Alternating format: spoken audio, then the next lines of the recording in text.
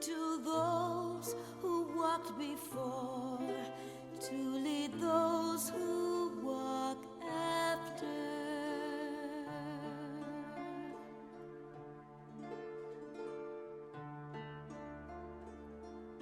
Shining is the land's light of justice.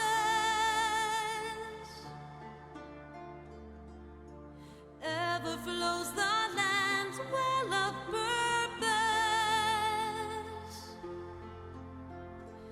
Walk free, walk free, walk free. Believe the lamb's alive, so believe.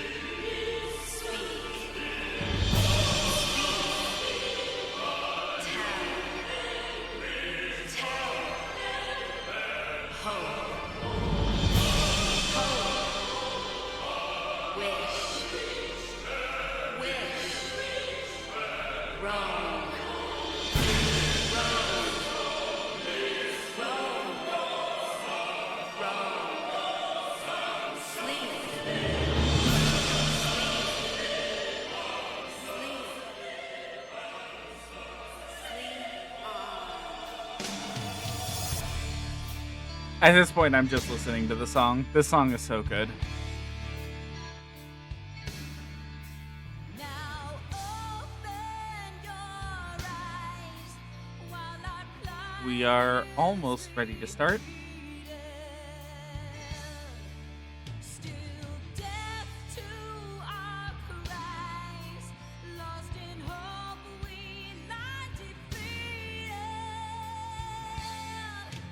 Our souls have been torn. Hello, Jay. Good to see you. And our bodies forsaken, bearing sins of the past. I'm not finishing that quote. Future is taken.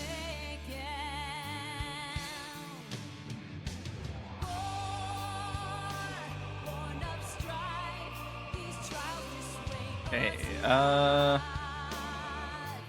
oh, wow. It worked much easier than normal. That's nice. without sound. These lies betray our love. Now I have to, like, stop the song, and, like, I don't want to do that. By a plague of doubt. Hello, Robert. Good to see you.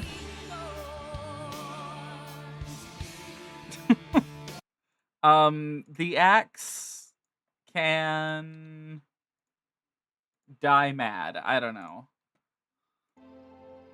I guess we're waking it up tonight, aren't we? That's like the goal.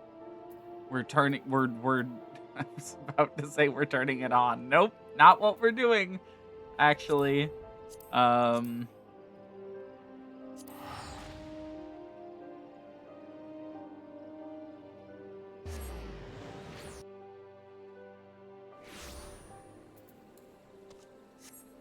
Okay.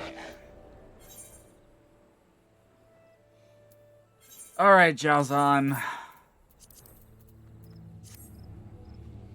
Technically, there are follow-up quests. We'll see if we finish those in time for when Sayu is ready to... Oh, hello.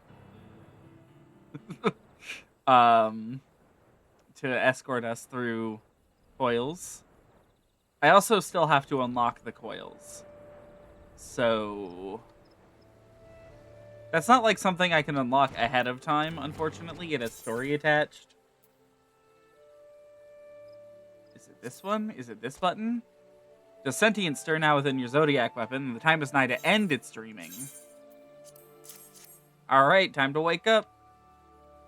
Upon waking, your Zodiac weapon will truly be the finest arm and fiercest ally in all the realm. If you are firm in your purpose, let us begin. Ragnarok Zeta. Oh, finally. I confess, my friend, I have awaited your return most eagerly. Even holding your weapon in my hands, I can sense the soul within pulses more strongly than ever before. Hello, Geralt. If I heard all that rightly, Miku, your weapon's ready and raring to wake up, meaning it's time for the grand finale, Jalzon? I am unclear on what part I must play, Geralt. I have made ready my alchemical supplies for the occasion, but I do not know what you would have me concoct, nor, for that matter, why. Oh, right. Well, you remember the Book of Netherdark, though there's precious few would have ever heard of it. Tis the fact that its pages hold the last truth of Zodiac weapons. Truth? What do you mean? In ages past, terrible demons known by the name Zodiac would appear in our world, but when they did, a hero wielding a shining weapon would arise to strike the fiends down. Do you know that particular tale? There are a few who know it better. You speak of the Song of the Zodiac Braves. I began my research precisely because I thought its accounts of the legendary weapons held a grain of truth. But did you know the weapons weren't wreathed in light when the Braves slew the fiends? It wasn't till those arms tasted a demon's blood that sentience blossomed deep within, and they burst forth in a brilliant halo. 'Tis how the Zodiac weapons were truly born, but that bit of the tale got lost as it was handed down through the ages. Very good, Geralt. Very good indeed. We have no demon's blood to awaken Miku's arm, but we can mimic it with a quasi-soul potion thick with aether. You're a quick-witted one, make no mistake. Well, now that we're all caught up, let's give it a try. They're gonna pour demon blood on my axe? Fake demon blood? Not even real demon blood? I could go get demon blood. That's not a problem. There, that ought to be a thick enough coat of my demon's blood potion. The rest I shall leave to you, Geralt.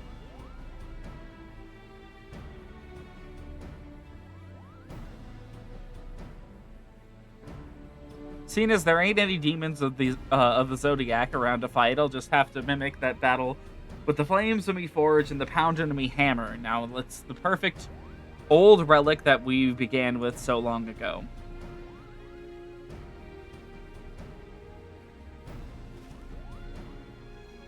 This process was pure misery. The weapons responded to me touched like a wonder. I can feel the soul inside trembling, like it's aching to wake up. So let's give it what it wants. Okay. Yep. We've done it. Recreated the legendary arm exactly as it was. Sense of self and all. Ye gods. Come, Miku. Take up your weapon.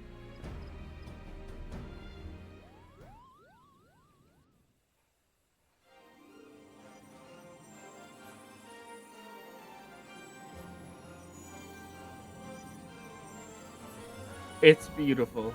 I never thought I'd see the day. Don't look at me like that. I hate the both of you with every fiber of my being.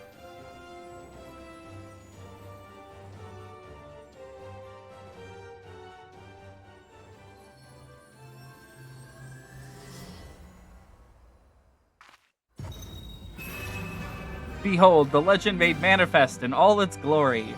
None but the realm's most valiant adventurer, her most masterful blacksmith, and her most accomplished alchemist could have recreated this true heir to the weapons of yore. Nay, here we have forged a new legend, a weapon beyond all compare. The ages will echo with its name, the Ragnarok Zeta.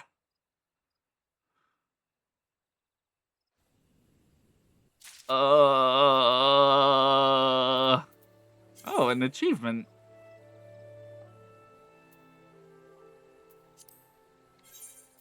That's where you get this title? You dead ass, that's where you get this title? This isn't worth it. Oh, goodbye, Len. I'm gonna be real. This step looks worse than the final step of the Bravura. By, like, a lot.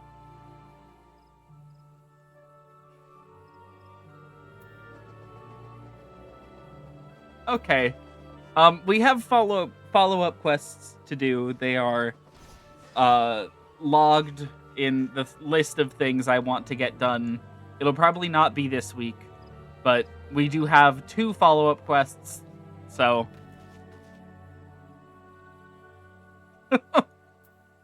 oh, it's more than just backbreaking labor. It's mindless, tedious dungeon grinding for weeks on end. It's so bad. Okay, for now, let's pray return to the Waking Sands. We have a lizard to unlock. Now, this is Miku's first 8-man raid series, so I will be briefly discussing what that means. So, how do I even begin to describe this? So, trial bosses, eight people fights, obviously. But like that, but like 4 times in a set, if that makes sense. Now, normally these are like story mode level content. They are fine. They are maybe a little bit harder than what you would find in a story mode fight. Except for the coils. You see, all of the later ones have 2 designations. They have normal and they have savage. There's also an ultimate thing, but... oh, nope. This isn't where I wanted to go. There's also an ultimate listing, but that's a different thing that we'll talk about eventually. And not be doing, by the way. Unfortunately.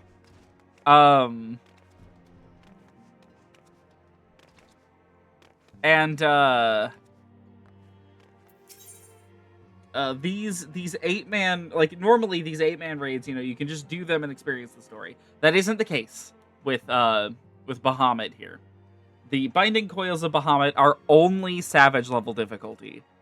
They are very difficult fights that all require really specific, kind of janky tech to be able to beat, and you need to know exactly what your team is doing, and you need to know exactly what your strategy is to beat them. So instead of doing all of that, we're going to bring in Sayu, and Sayu is going to nuke every single boss the moment they try to move. So this is just purely going to be story content. I think this is it. Oh god, I have to read Urianger. When the Centenary Moon did wane, there sounded a blood-curdling roar. A new primal had roused. The portents gave us to believe, one whose identity lieth beyond our ken. By thy hand, 3 primals have since been vanquished, actually 6 now. As each returned to Aether, 'twas observed that tremors foreshadowing this 4th grew in strength and frequency both. The being doth quicken, and in time it shall become a scourge upon the land. Yet even as we pondered the course of action, a benevolent soul did arise, one who would forestall this threat. Though she be tender in years, she is true of heart and steadfast of resolve. She would solicit thine aid, if thou art willing to proffer it, lest thou wonder, this maiden is of our order. Thus did the antecedent straightways consent that thou shouldst assist her, however or howsoever thou mayest. As soon as thou art able, hie thee to Wineport, where thy petitioner doth await thee even now. Thou shalt for a certainty find her visage strikingly familiar. Urianger has many other quests for us, most of which we're probably not going to be doing on stream. There's extreme unlocks we could be doing. They don't really have any canon story attached to them. And we're not doing the extreme fights. They're just a lot of effort for what they are. Hello, Alize. Yeah, the other Alphino, you know, as she basically exists as up to this point. It has been a while, adventurer. As I recall, my brother Alphino took the liberty of introducing us when first and last we met. But for the sake of propriety, Alize Levier, I thank you for coming. I have heard much and more of your exploits. By your hand, the Black Wolf is slain and his ultima weapon destroyed. You are possessed of great strength and courage, that much is plain. I shall have need of one such as you if I am to see my mission through to its conclusion. As you may be aware, the violence of Dalamud's fall changed not only the face of the realm, but also the base of the realm. Specifically, it played havoc with the etheric currents, creating vast confluences of ether below the surface. Among other phenomena, this led to the formation of subterranean caverns at key points of stress. One such cavern lies beneath Castrum Occidens, and extends only to only the gods know where. Despite appearances, Castrum Occidens is as much a research facility as a fortress. Gaius van Belzar chose the site for no other reason than to probe the caverns without interference. As you went about vanquishing the returned primals, I observed a repeating wave pattern in the aether, corresponding exactly to the dates on which you were reported to have felled Ifrit, Titan, and Garuda. Upon closer examination, it became clear these unique waveforms emanated from deep beneath the aforementioned stronghold. Crucially, I recorded the same pattern during their recent celebrations, and have since been given to understand that this phenomenon bears a disquieting similarity to the one observed shortly prior to the calamity. 5 years ago, my grandfather invoked the power of the 12 that he might contain Bahamut. Alas, his efforts failed and he vanished together with his foe. I would know the truth of what transpired that day, of grandfather's fate, and of the metamorphosis that swept across the land. In casting light upon these mysteries, we will find a way to cure what ails this world. It is my belief that the answers I seek lie hid within the depths of the cavern. I would have you accompany me on the expedition to find them, Miku. If truth be told, I am not wont to rely upon others. I have thus far handled matters alone, yet I am not blind to my limitations. Unescorted, I cannot hope to succeed in this endeavor. I swore that I would find a way to restore peace to Eorzea. If you desire the self-same, then aid me, as you aided my brother in the Scions. I am in your debt. You are a woman of action, and I sense that we will accomplish much together. But let us not waste any more time. As I mentioned, Castrum Occidens straddles the cavern I wish to explore. If I am to have hope of reaching it alive, I will need you to infiltrate the stronghold first and locate a path into the depths. Once you have done so, pray report your success to the Storm Private Jabroka. You may consider her my assistant here in Wineport. I have every faith that you will not fail me. 12, speed your way, Miku.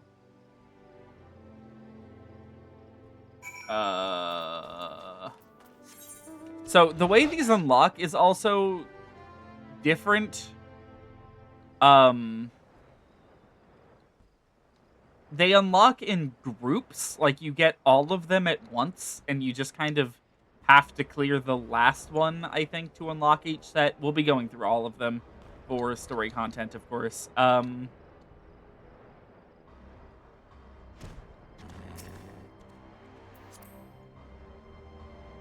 They're just very odd. They're really strange.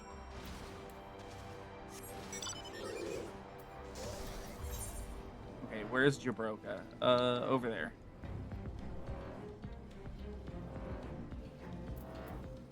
See if Sayu is online. Yes. That player is currently watching a cutscene. Okay.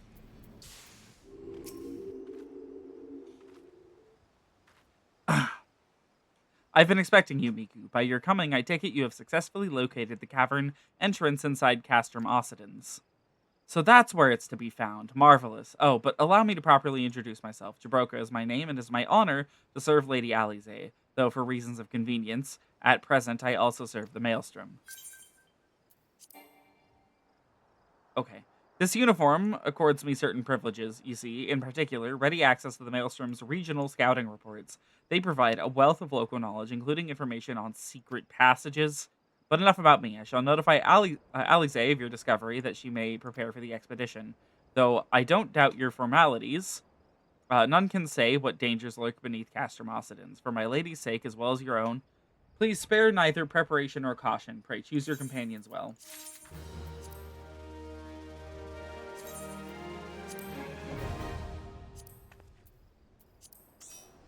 There we go. Turn on unrestricted party, and now we have 5 raids to take on. So, without further ado, let's get started. I can, I guess, briefly describe what the fights are like. The first one is like nothing special. It's just like an ad that you have to kill before it raid wides you to death, and I think there's occasionally an attack you need to interrupt. Very basic.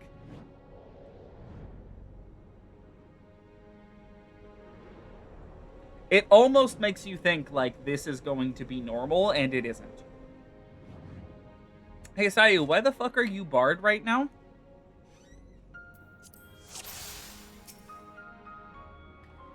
So we can't do this. Okay.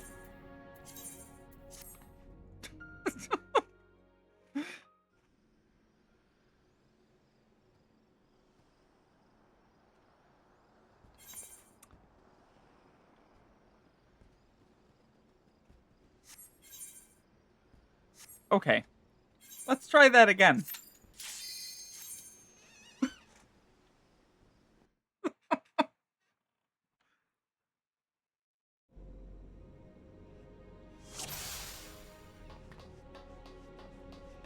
Anyways, pretending that didn't happen. I have no idea how long this is going to take. Like, I really have no clue. The scars left by the calamity. I can scarce breathe for the surfeit of ether. Tell me, have you ever seen corrupted crystals such as these? Such crystals manifested across the realm when the course of the great river of Aether was irrevocably altered 5 years ago. Behold, one of the objects that caused the alteration, a fragment of the lesser moon Dalamud. Ancient Alleg created Dalamud, or Meteor, to use the Garlean name, to serve as the celestial prison for Bahamut. Its fall inflicted grievous wounds upon the land, wounds that have yet to heal, as is evident from the corrupted crystals.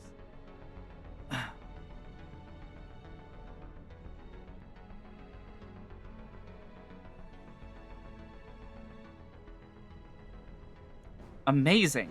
Dalamud's internal defenses still function in spite of everything, a testament to the ingenuity of the Allegans. The Garleans seek to appropriate their advanced technology, I'm certain of it. We are about to come to face with secrets that have long lain buried within the sands of time. Great dangers may lie beyond, but we have come too far to turn back.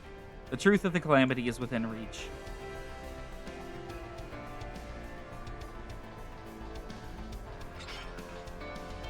I would honestly argue this is like the true climax of A Realm Reborn.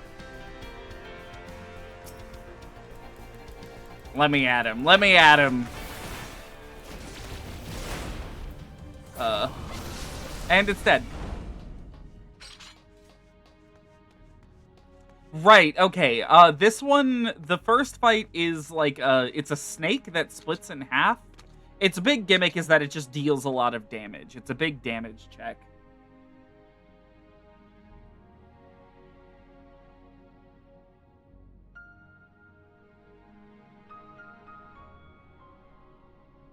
Gods preserve. Dark wings that would engulf the very heavens. These could only belong to Bahamut, the primal who laid Eorzea to waste 5 years ago. At Cartano, my grandfather sought to imprison Bahamut anew by invoking the power of the 12. Alas, the Dreadworm proved too powerful, and he soon broke free of his confines. Yet, instead of resuming the destruction he had begun, Bahamut vanished. Whither to, no one knew until this day.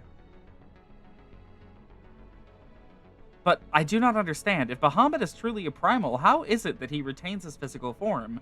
Did Grandfather defeat him, or is there some other explanation? We must press on if we are to learn the truth.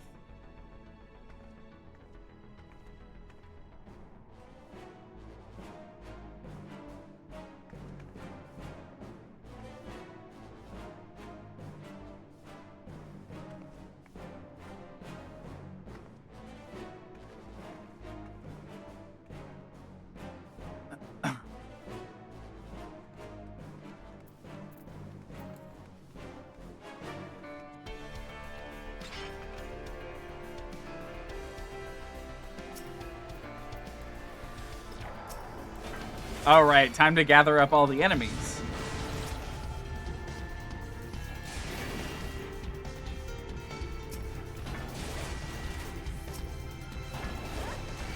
I actually do a pretty good amount of damage to these guys.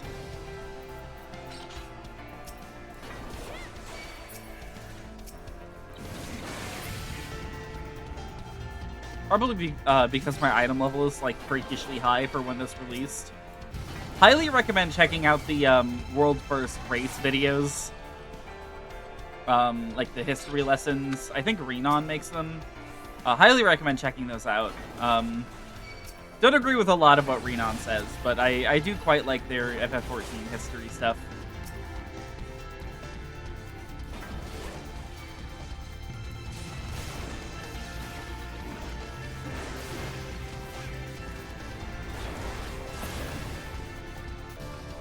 I hope I'm going the right way. I don't actually know.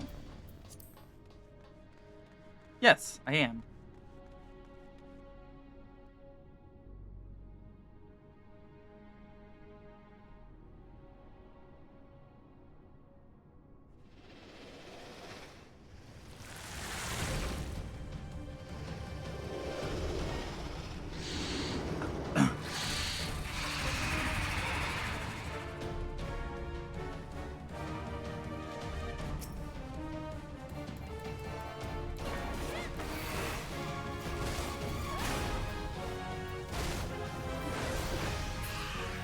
And it's dead.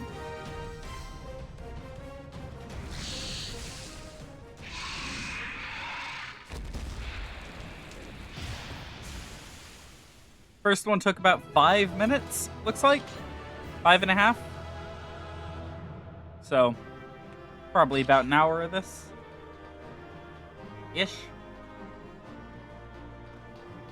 I'm gonna collect all the garbage.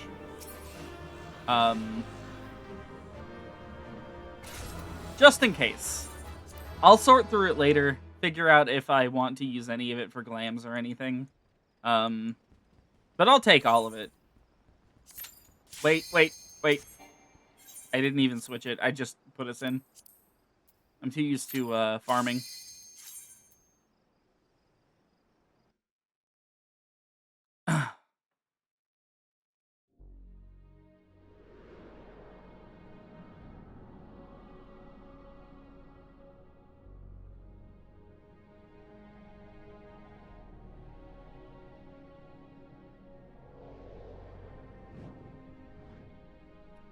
Right. This one is an odd duck. This one is a type of fight they've never done again. Basically, there's 2 routes through here, and depending on which route you go through, the end boss has different attacks. So if you kill the monitoring node, or like if you kill the ones on the right, it won't have the attacks from the one on the right. And if you kill the ones on the left, it won't have the attacks from the one on the left. I'm pretty sure is how it works. I could be wrong. I could have that backwards, but...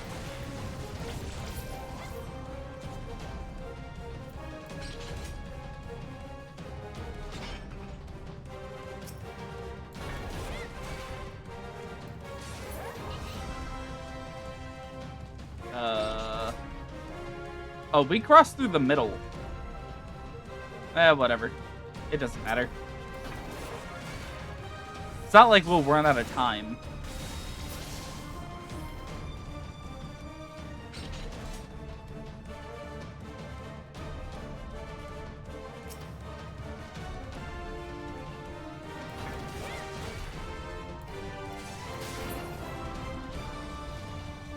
This guy also has a really neat attack where people get like a rot debuff that you have to pass through touch. And if it ever runs out, it explodes. And if you ever explode with it, you hurt everyone around you for most of their health. Very neat little fight. Kind of frustrating, though, if you don't know what you're doing. Which, of course, no one does.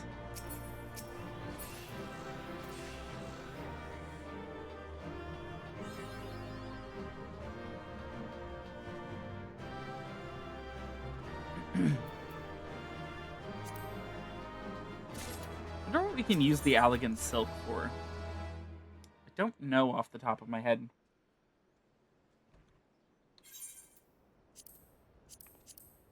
All right, turn 3.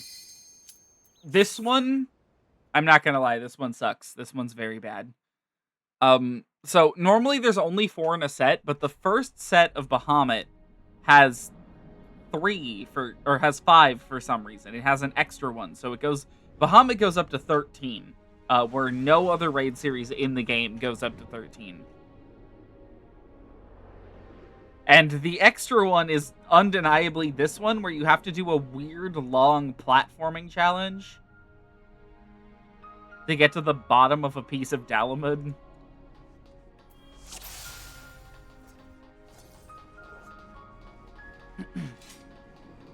I'm pretty sure this one can be soloed level synced, which is, I think, the only example of that happening in Coils.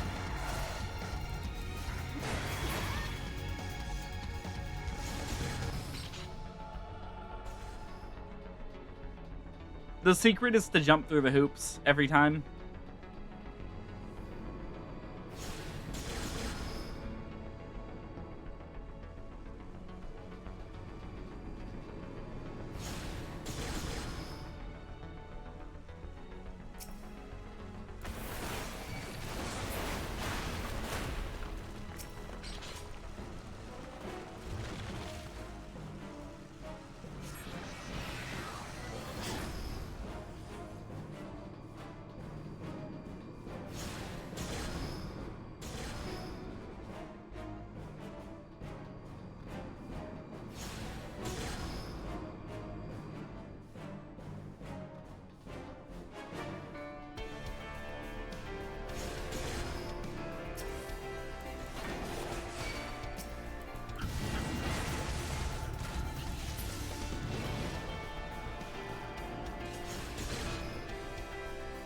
I love the music in here.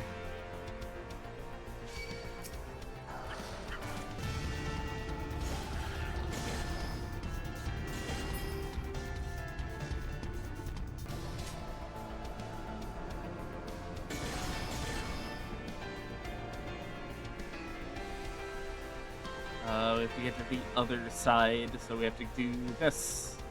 Come on.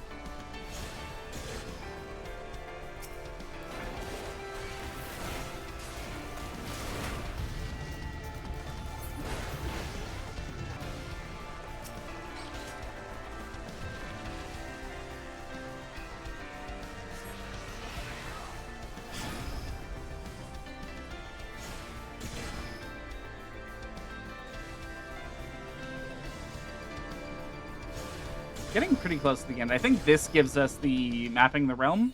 Yeah.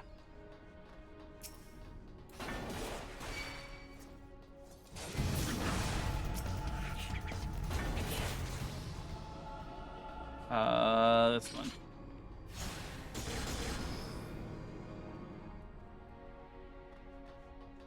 Somewhere down here, there's some real weird looking, guys running along a wall, I think. Maybe we missed it. Maybe it's down there. I've had to unsync this one an unreasonable amount on other characters, so...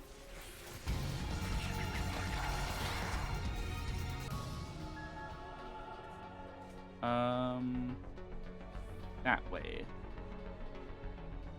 Wait a minute. Yeah, that's the exit right there.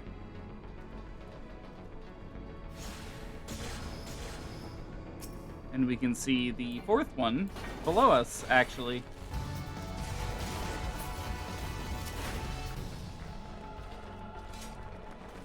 Which means we're done. I think this one doesn't even have any gear in it. Yeah. Completely worthless.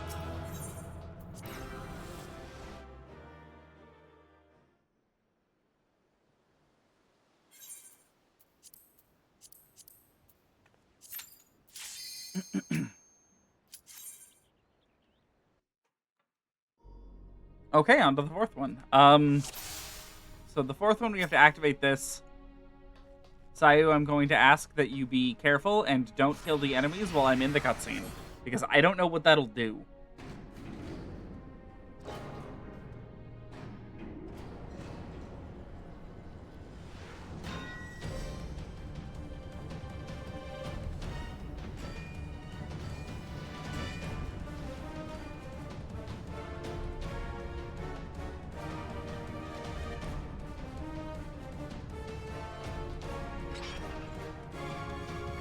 Okay, now we can murder them.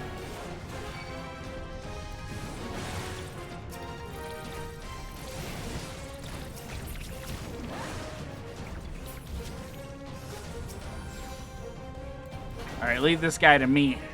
I got him. Oh, they're all mad at me now. Okay.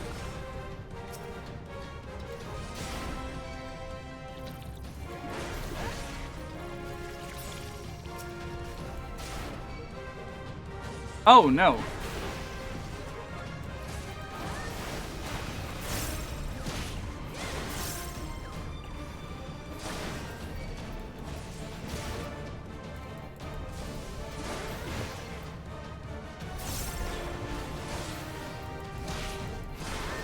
Wow, I'm not even that much higher, like, eye level than this guy should be.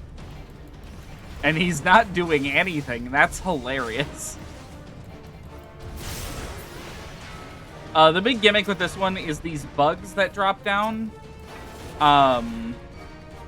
If they get near the Dreadnought, he absorbs them and, like, gains a bunch of damage buffs. So the idea is you want to have a tank that's focused on keeping the Knight away, or the Clockwork Dreadnought away from the bugs.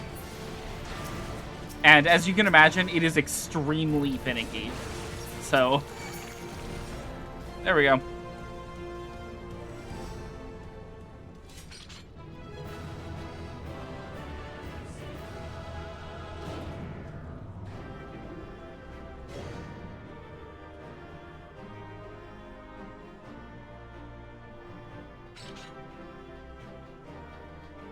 Alright, give me the crap.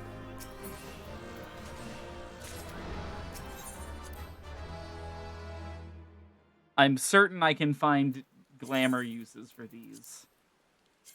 What, some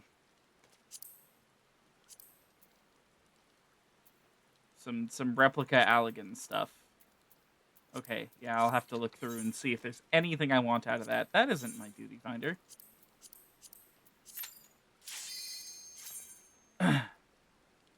You also, this isn't in any roulettes either, so you can't, like, hard queue into it, ever.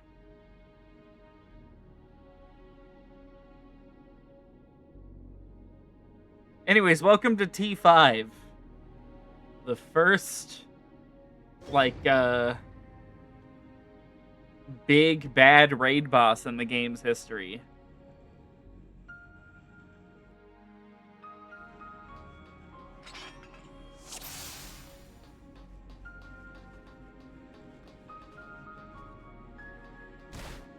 This arena is really cool. It's unfortunate that its usage in the fight is, evil at best. This is going rather more smoothly than I expected. It is indeed convenient to have a hero on hand. Gods. That the cavern should open up again, even at this depth. Huh. This resembles a finger.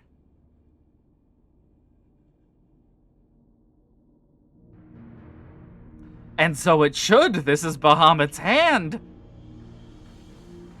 As with the wings, it seems to be frozen, and for that I count my blessings. But again, I find myself wondering, how is it able to retain physical form? I had assumed that Bahamut's reversion to Aether was the cause of widespread changes to the realm, but if he's still here, then that theory no longer holds. What was it, then, that brought about the realm's sudden regeneration? There's still so much we do not know about Cartano. I haven't the slightest inkling how deep these caverns run, but we must continue.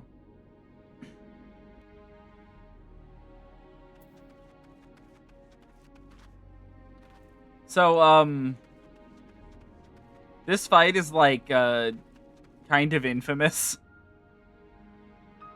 for having a bunch of mechanics that to day one, or like, you know, as early as possible raiders didn't make any fucking sense.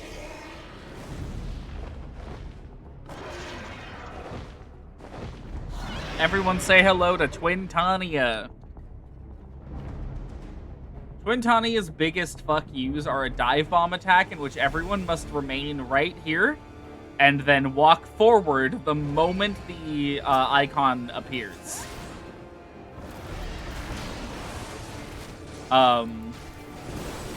It's as much of a nightmare as you would expect. In fact, we might actually see it. Okay. She's dive bombing. Right here. Forward. And that causes her to miss. And then everyone goes back here. And then forward. And that causes her to miss. If you get hit, it does that. And God forbid anyone gets hit. Because it starts spiraling pretty quick.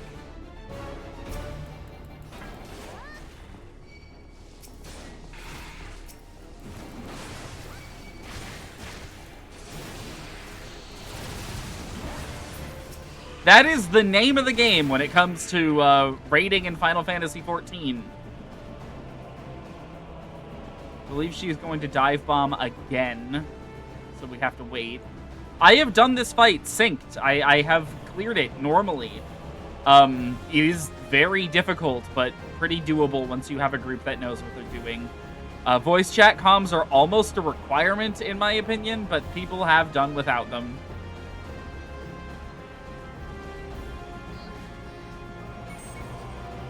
So, I think we're dead.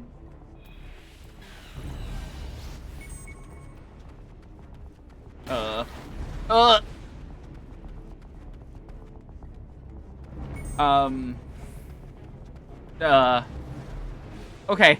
Yeah, that's fine. Yep. What, Yeah, no, I'm, like, super dead.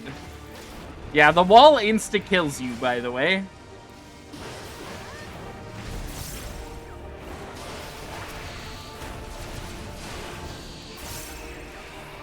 Okay, my item level is freakishly high enough to actually kill these snakes. Now I think I have to stand here, if I'm not mistaken. It's a weird-looking graphical effect.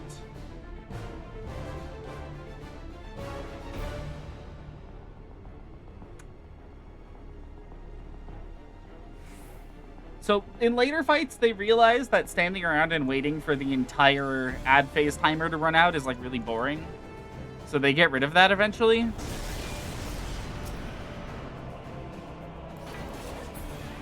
Holy shit, I did have that.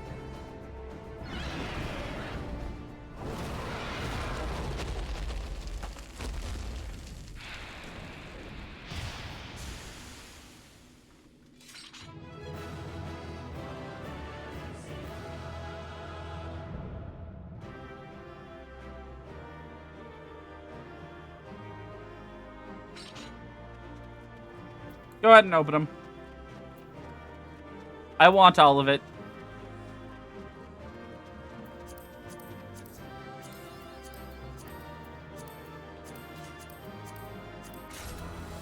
Yep, there we go. Just fill my inventory with garbage. Most of it's empty in preparation for this. So, and there is Binding Coil turn 5. And now we're down here.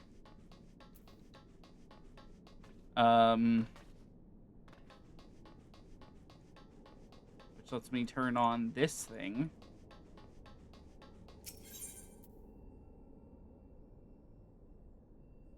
I figured there was a stream delay. I figured there's a stream delay, yeah.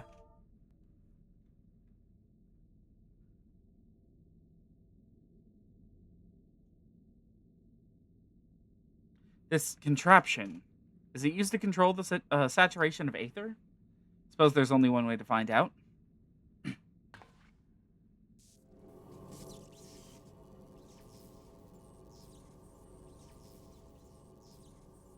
The dragon you vanquished earlier, doubtless you noticed the peculiar contraption around its neck. It was likely a receptor of some description used to enslave the creature. Ancient Allig possessed the means to control dragons, it would seem. The Ishgardians would kill for this knowledge, though to be sure, it could as easily be brought to bear against them. An army of dragons could turn the tide of any battle, as the Garleans once learned to their sorrow. I would not be the least bit surprised if they now sought to exploit this power. Whatever their plans, this serves as another reminder of the might of the Alligans. One cannot help but wonder how so advanced a civilization came to fall.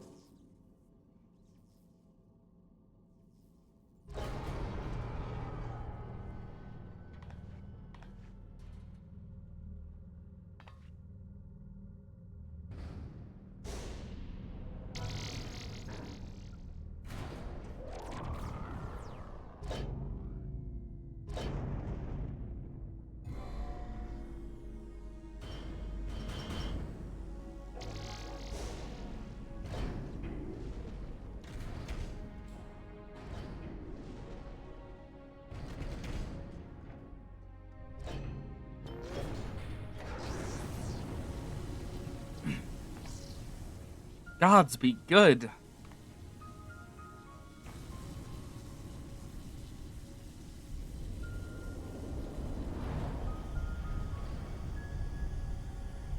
This is Bahamut's head.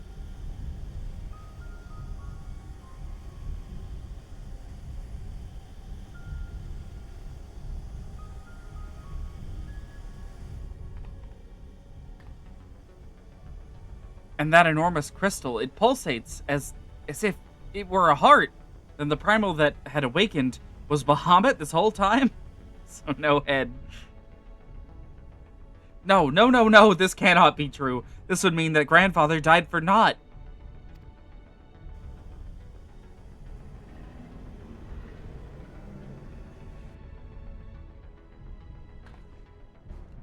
Confound it. We do not know enough to strike at it now. We must withdraw. Who is that?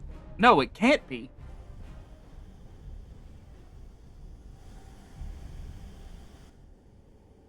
Grandfather, is it truly you?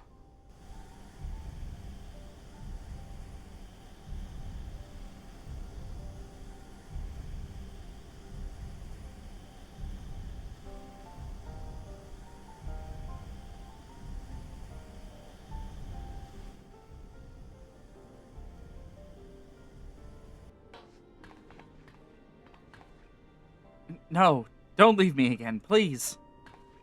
Grandfather. Goodbye, Louisois.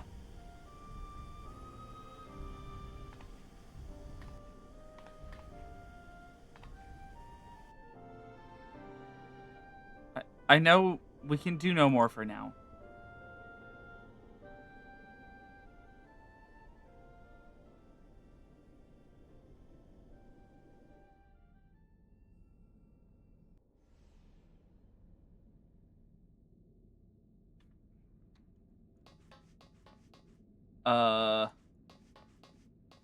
Do I just leave now? I think I just leave now.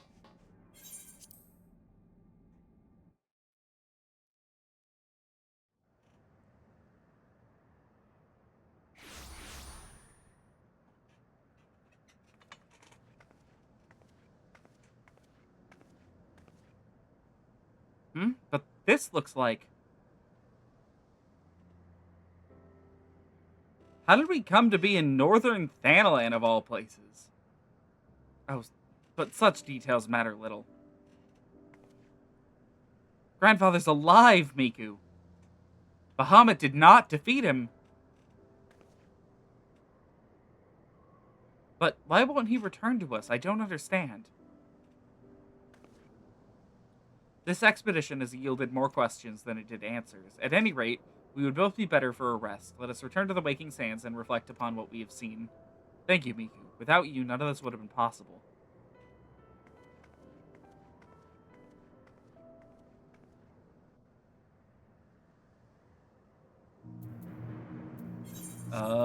to the Waking Sands. Thank God I have a million of these Vesper Bay Aetheryte tickets.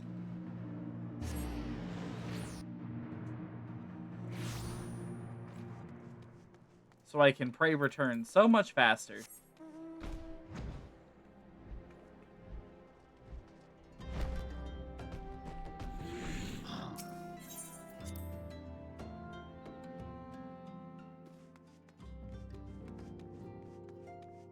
Alright, time for the second set. Which I believe is a quest from Urianger here. Yep. Full glad am I for thy safe return. Lady Alisaie hath appraised me of thy many experiences. As thou wilt doubtless be aware, Master Louisoix was my lady's grandsire. Gravely concerned was I for her safety. But 'twould seem I need not have been so. With all my heart I do thank thee for watching over her. But come, thou must speak with Mistress Alisaie upon that which had transpired within the binding coil. May it serve to bring us closer to the truth of the calamity.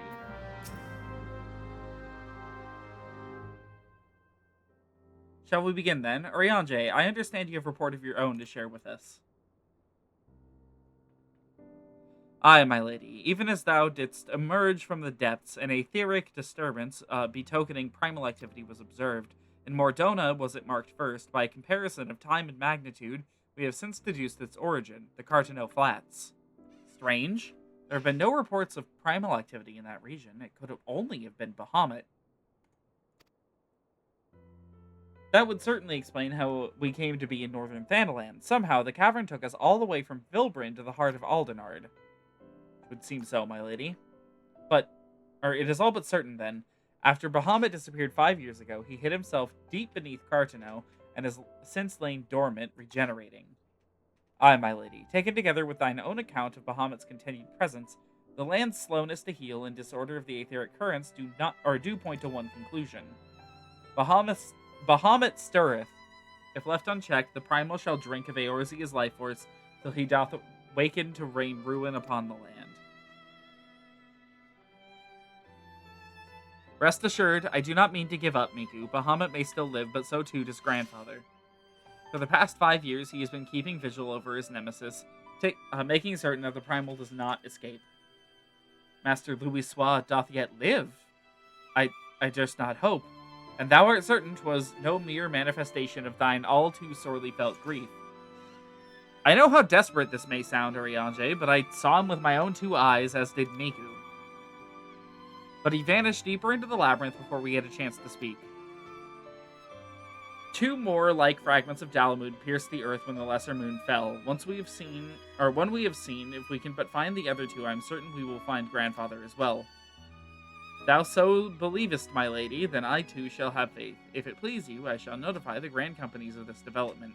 All Eorzea must stand united if we are to avert a repeat of the calamity.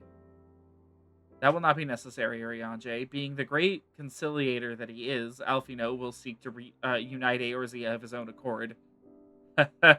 Oh boy, Willie. If rumors are true, that endeavor is already well underway. So, let us leave the diplomacy to the diplomat, while we continue our investigation of Bahamut. I swear to you, no matter what it takes, we will find my grandfather and uncover the whole truth of the calamity. Miku, you have heard me swear to do these things, but without your strength I cannot hope to make good on my word. The danger to Eorzea is not past. For the sake of all who abide here, I pray that you will ever be our sword in the darkness.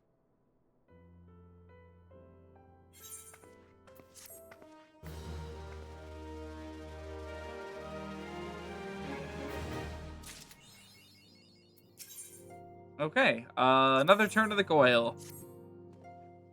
A crystal-choked abyss lieth beneath the Cartano Flats, the unholy cradle of an elder primal, and by thy hand were truths great and terrible wrested from the once celestial depths. Yet, as is oft the case, an answer doth breed a profusion of questions, and the unknown doth beckon with irresistible allure. Ne'er have the mysteries of the Red Moon lain so neatly within our grasp. Lady Alisaie hath sent word of her coming. 'Tis time once more to brave the precipice and leap unflinching into the jagged wound that doth gape beneath the land.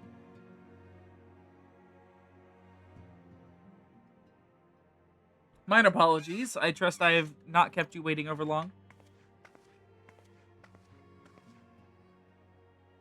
Miku, I'm both delighted and reassured to have you at my side once more. I would not waste your time with trivialities. Let us proceed directly to the discussion of that which we have learned, and that which we hope to learn anon. Initially, it was evidence of a new primal that led us to delve into the cavern beneath Castromossidens, and to explore the subterranean scars left after the fall of Dalamud. As you will well recall, what we found was a vast, largely intact fragment of the fallen satellite, and within the depths of that structure, we discovered not the new primal we had expected, but the broken form of Bahamut himself. Yet, even this great revelation would soon be overshadowed by the appearance of my own dear grandfather. I have since shared our sundry findings with the Rambros, preeminent scholar of the Sons of St. Coinac, and he, in turn, did kindly furnish me with his theory concerning the Elder Primal's Allegan prison. 'Twould seem that Dalamud was constructed to gather unto itself the rays of the sun, and thence channel this radiant bounty unto the Crystal Tower.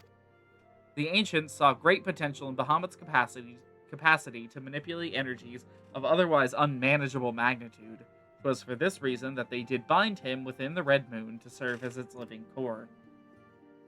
Do you remember the sight that greeted us at the culmination of our journey? The colossal devices that surrounded and seemed to cradle the incomplete form of the Elder Primal. From the information provided to us by the Sons of St. Coinac, we have learned that these contraptions were termed internment hulks, and each bore the designation Ragnarok class. The purpose of these hulks is believed to be twofold. First, they are meant to act as binding coils, rendering Bahamut incapable of escape. And second, they are meant to feed him. Perversely, the selfsame energy which prevents him from moving also serves to sustain his corporeal manifestation. Bahamut is permitted to neither to die nor to truly live. He is merely allowed to be. For century upon century, the Elder Primal was thus imprisoned, bound about in fetters so subtle in their working, yet so adamant, that though his cell be destroyed, Bahamut lieth at the mercy of his long-departed captors. It has long been held that the Primals require the prayers of their faithful followers to exist, yet none alive worship Bahamut. Could it be, then, that the Allegans found a way to simulate the prayer itself? Alize is actually directly wrong about that. There's actually a number of dragons out there that still do serve Bahamut. Not that she could know that. We don't learn that for quite a while. It seems the only logical explanation. I would postulate, therefore, that the regenerative mechanisms in question also supply something akin to the power of prayer. Consequently, if all the internment hulks were to be rendered inactive, Bahamut should dissolve into aether. Upon the evidence of thy previous foray, we determined that the Elder Primal is sustained by 3 such binding coils. Thus did we commence to scour the realm and found in the Twelves Wood an as yet unexplored fragment of the Lesser Moon bearing a most familiar aetheric signature. And after conducting a preliminary investigation, we believe we have discovered a point from which this North Shroud fragment and the second of the internment hulks can be entered. As Eorzea's sword in the darkness, I would have you once more lead the charge. I will, of course, be there at your side. Once you have made your preparations, head to Fallgard Float and make yourself known to my assistant, Serpent Lieutenant Anael. The fallen fragment is not far from the settlement, and her position provides a convenient rendezvous point. I will break these Allegan fetters, for they bind my grandfather as surely as they bind Bahamut.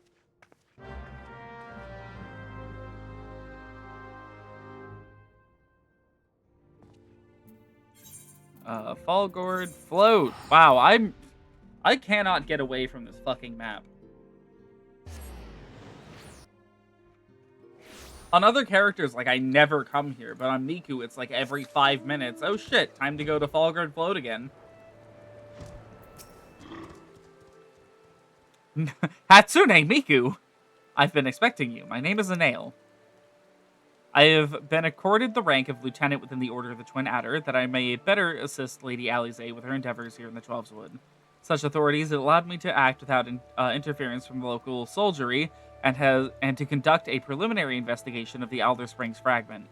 From what we have seen of the exterior, the structure shares many common features with the one you explored in Lenosha, and likely plays host to a similar complement of guardians. But I fear words alone will do little to prepare you for what lies ahead. Pray seek out my comrade in the south and west. He is charged with observing all that occurs in the vicinity of the fragment, and will be well placed to show you, whatever. Well placed to show you the thing, if nothing less. Okay.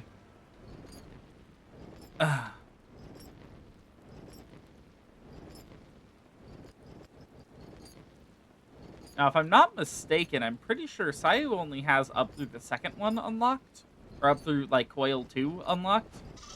So after this, you know, they're gonna have to also do the quests, I suppose. What business brings you to this broken land? Unless you fancy being ground to a bloody pulp under the granite fists of a wandering golem, I suggest you bugger... Oh, my apologies, madam. Lady Alize did send word of your impending arrival, but 'twould seem I'd grown rather too accustomed to shooing away curious sellswords and reckless explorers.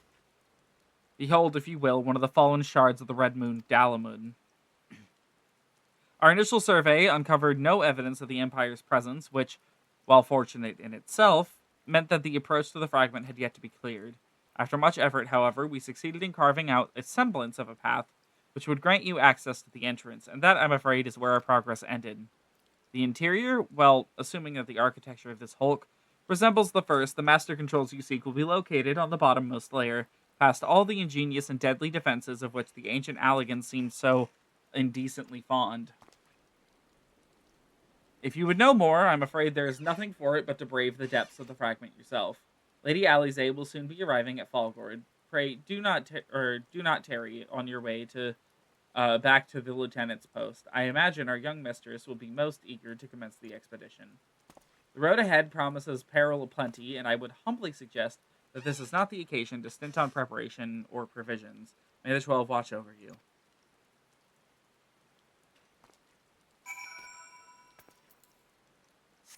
Okay. Looks like we're about to unlock the second set.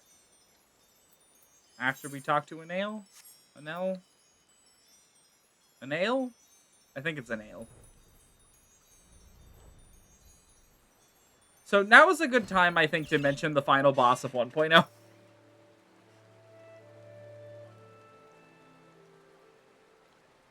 Mistress Miku, I trust the private's explanation was worth the journey. Sure.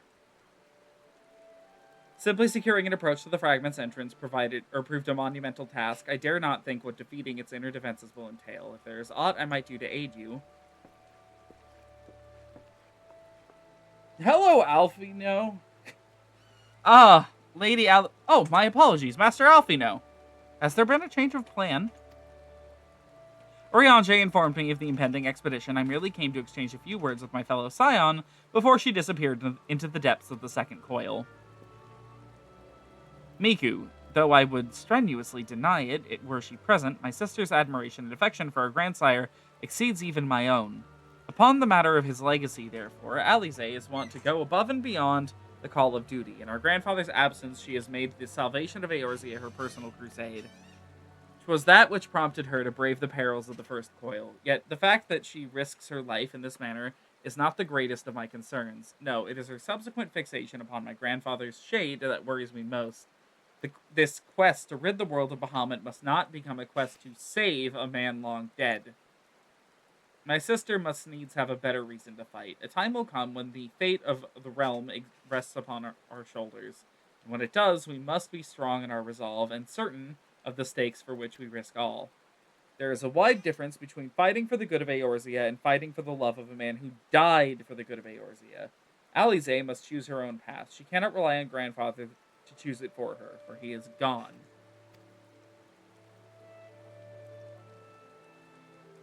I'm glad that it is you with whom she makes this journey. If Alize is to discover a deeper purpose, then where better to find one than at the side of Eorzea's greatest champion? 'Twas there that I found mine, after all. But 'tis past time I was gone. Fair fortune in your endeavors, Miku. Ah, Lieutenant Anale, was it? I would appreciate you making no mention of my presence here to my sister. Okay, goodbye, Alfino.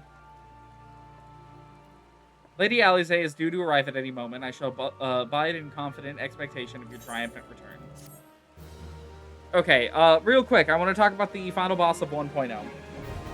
So, 1.0's ending, and I don't mean the ending of the initial release, I mean the ending, is obviously the Red Moon Dalamud falling over Eorzea and destroying the game and the server, and then eventually the game comes back reborn as a Realm Reborn. So, you know, that's all pretty well established.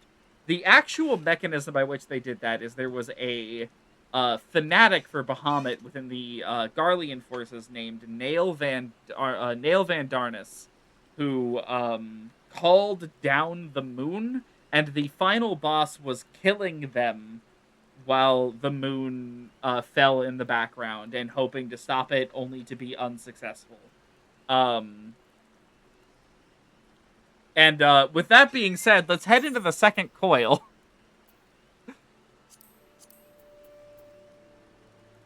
Oh yeah, I should ready check.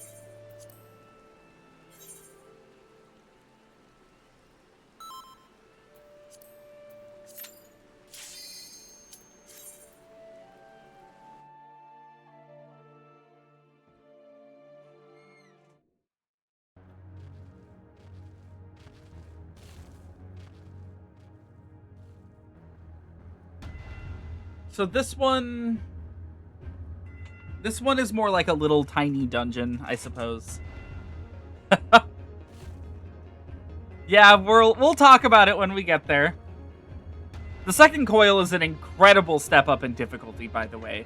The first coil is hard, don't get me wrong, but it's not like untackleable. The second coil is extremely difficult.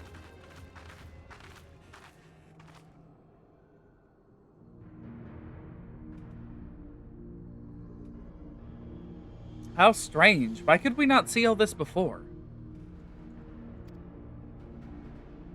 I suppose it is only to be expected that corrupted crystals should accompany a disturbance of this magnitude.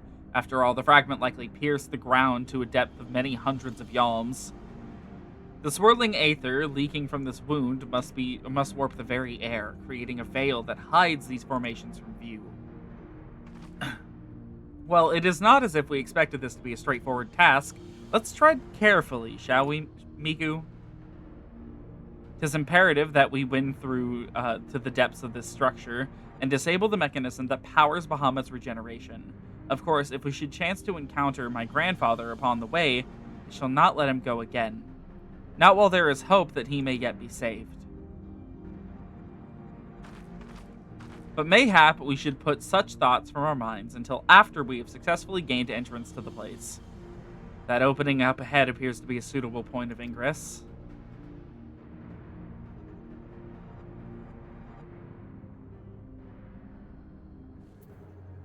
Okay.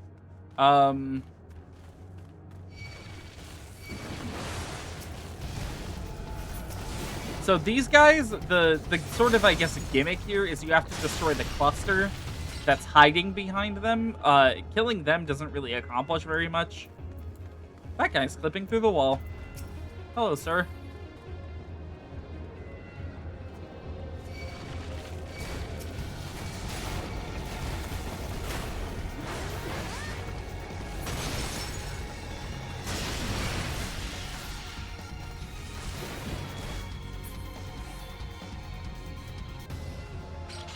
Okay. Time for the boss. Quote unquote.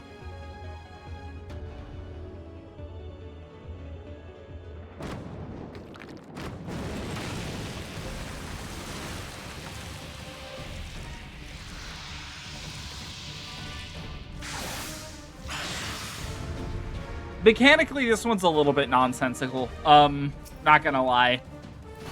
It has to do a lot with positioning. You have to be in good spots to avoid getting devoured and stuff. It's I don't know. It's one I've never found to work very smoothly.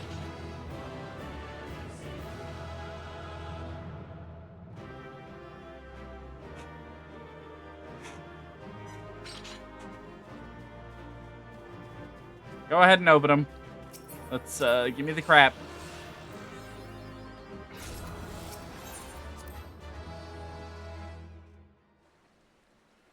Okay, on to the second coil, turn 2. The raids are typically referred to by a number. And it's what position they are overall. And the letter is, like, it's a letter and a number. The letter is what raid series it is, and the number is what position it is overall. So this one is the 7th one in the series, so, and it's the, it's turn 9, or it's turn 7, so this is T7. In T9 is Infamous. Oh, hello. That armor! No, it couldn't be! Be on your guard, Miku, though it defies all reason that he should live. I know of only one who wears such armor. He whom the Empire raised as high as the Black Wolf himself, the legatus of the 7th Legion. I speak of the madman who brought the Meteor Project to fruition. We face the White Raven, Nail Van Darnus, our harbinger of the 7th Umbral Era. Nail Van Darnus? Ah, that was the name of the fool who perished upon the eve of the promised Age of Glory. It would not be uttered within these hallowed halls.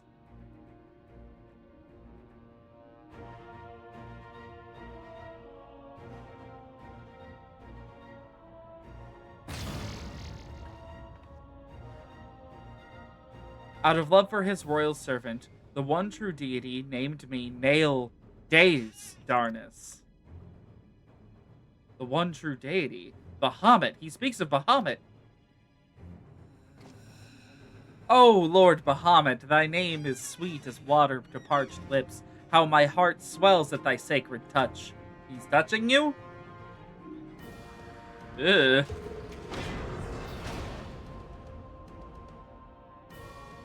This blessed sanctum is the domain of my God and his beloved children. Seek to defile his glory, and you will answer to me.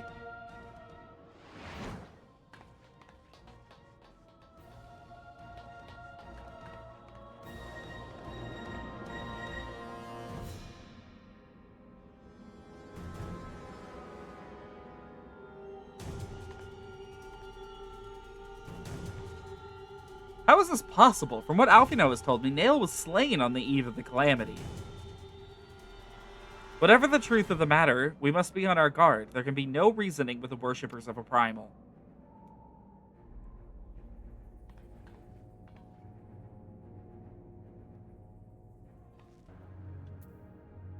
Okay,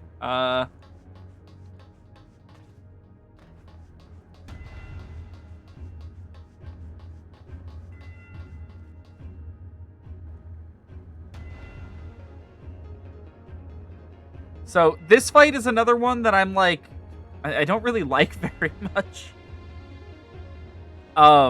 Just because this one feels super messy when you're actually attempting to do it. There is so many moving parts, and it is incredibly easy to mess any of them up. I had to do this one again recently, not too long ago, like a couple weeks ago, helping a new player out and whatnot. And this one was just unfun, I think.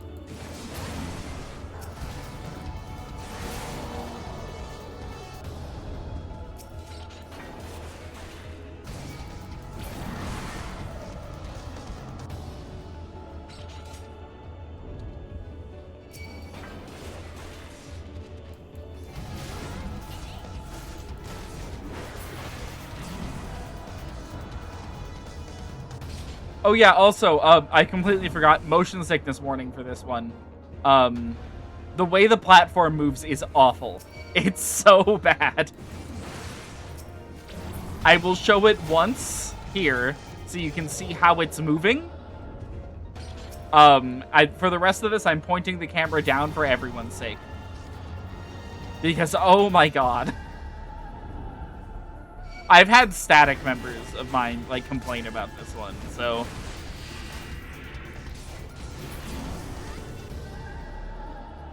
we at the top yet?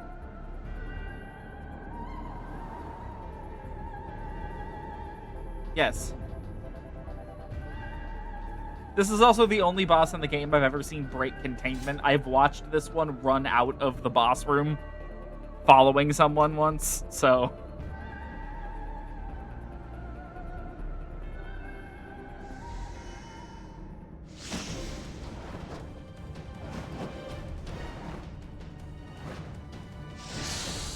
It was a little scary, and also extremely funny.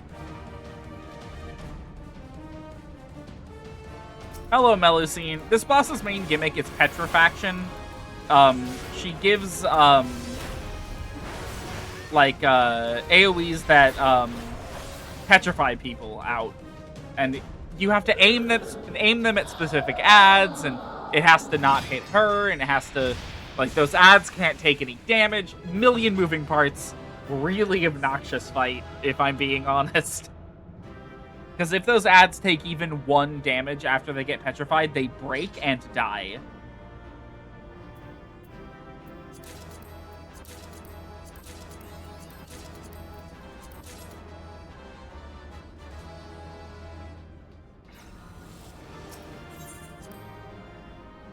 There's a reason we're unsyncing this, okay? That's what I'll say. Oh, nope. No, not you. You.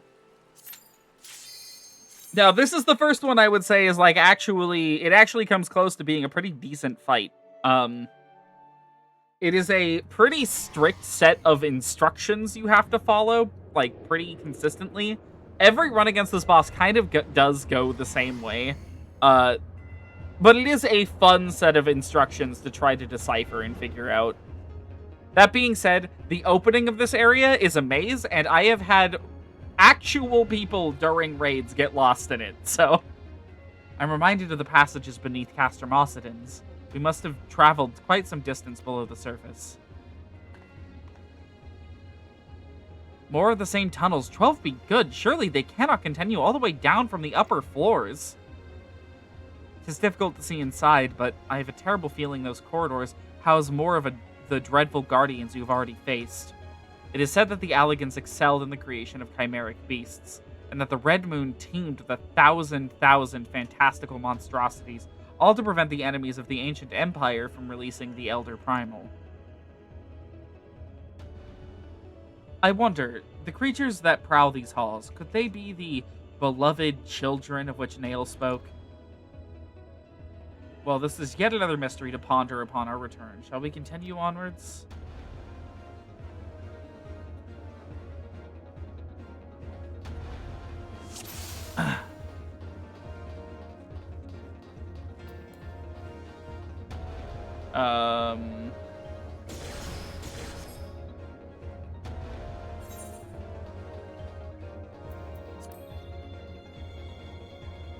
I think we just have to keep going straight.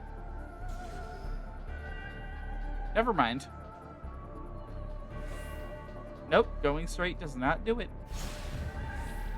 Oh, there's untargetable enemies in here. What the fuck is going on?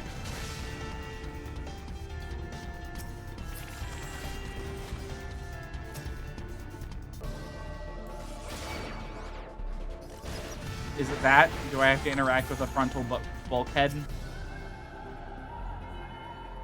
Hello? That was weird. The stream is still up? No, hold on. We just drop a bunch of frames? Uh-oh.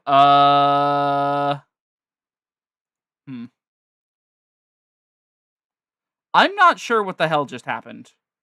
My internet just like shit the bed for 2 seconds. Okay. If I have to fix the audio on this one, I'm gonna be a little upset. Not gonna lie. Stream still up for you? Okay. That was really weird. I have no idea what just happened.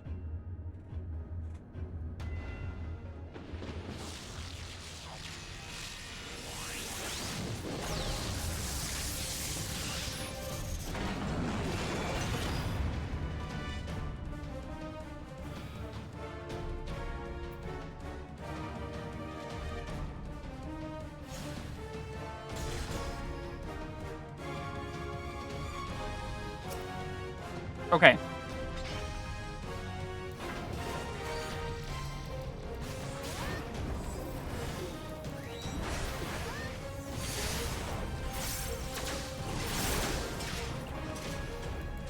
So there's these like towers that pop up around the edges, and you have to like step in those to trigger things at separate times.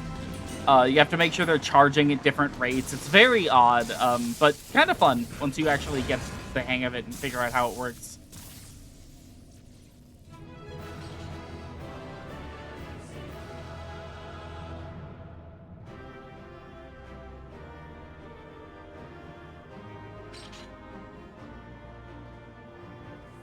I really hope that it doesn't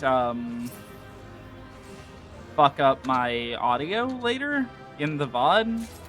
I'm not like recording this separately.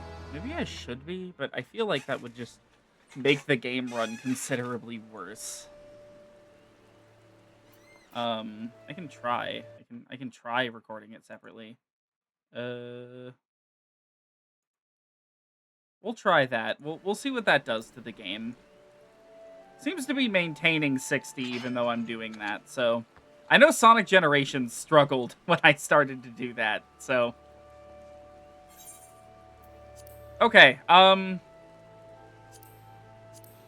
we're now on to T9. Thank God I'm not syncing this.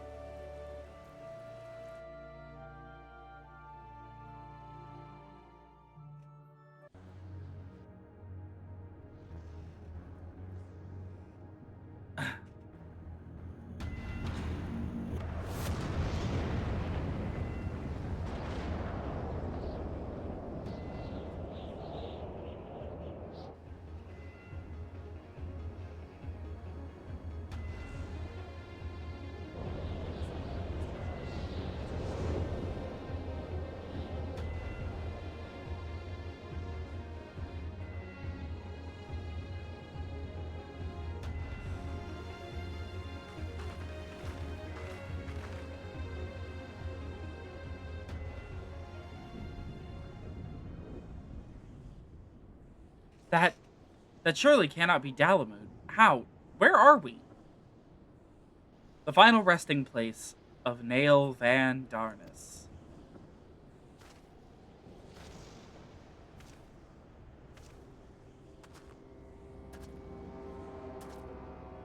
This is a grave for the undeserving.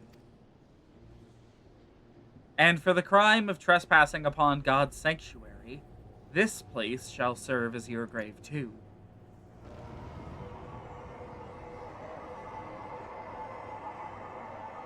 No!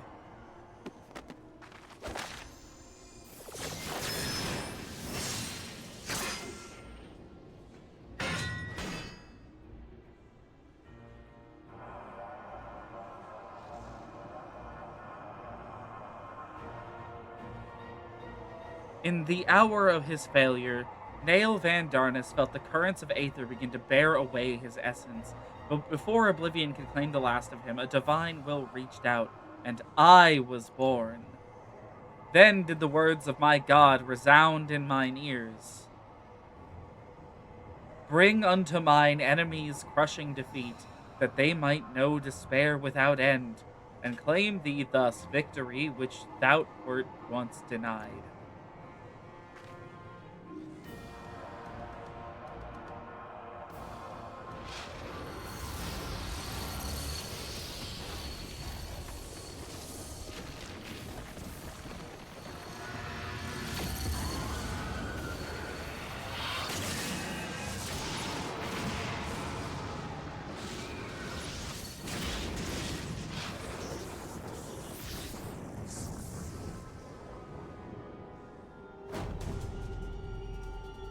It would seem that little remained of Nail's essence when Bahamut plucked him from the brink of oblivion, and the result was this strange simulacrum.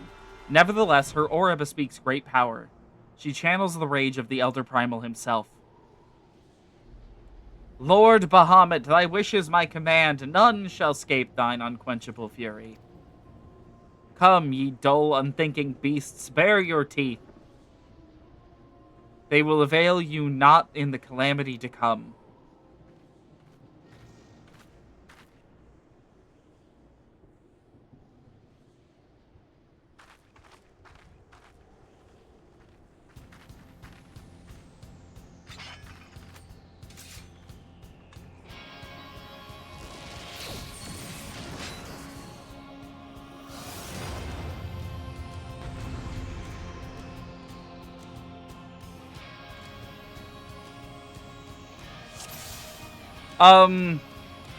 I've had audio desync issues with dropped frames before, specifically when using Twitch's VOD service. So we'll see. We'll see. I'm recording now just in case, though.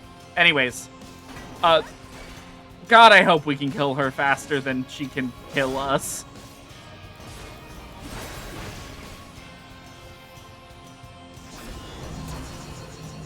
Gotta spread out for this one.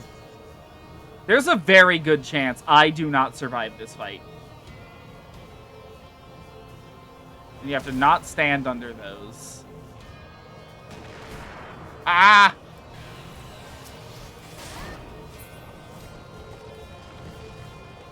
Okay.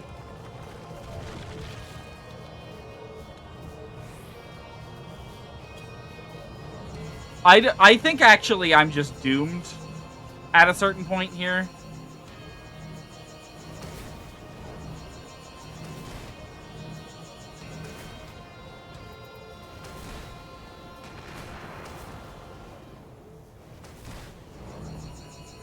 Yeah, I'm dead.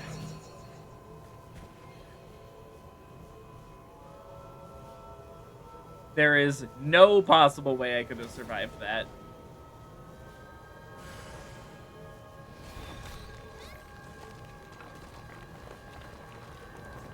The way that this mechanic works is these golem guys have to eat these rocks. If any of them fall too close to each other, they explode and then kill people. And if they eat too many rocks, they get super big. If they get too close to each other, that means they eat each other and then they get super big. And if this goes off while these things are here, these all let off raid wides during the phase transition.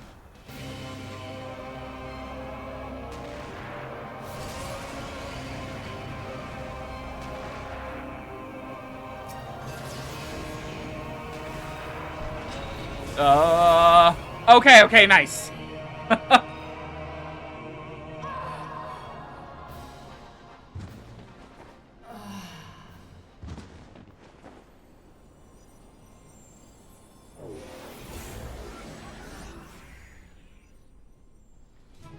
This fight is absolutely brutal while synced.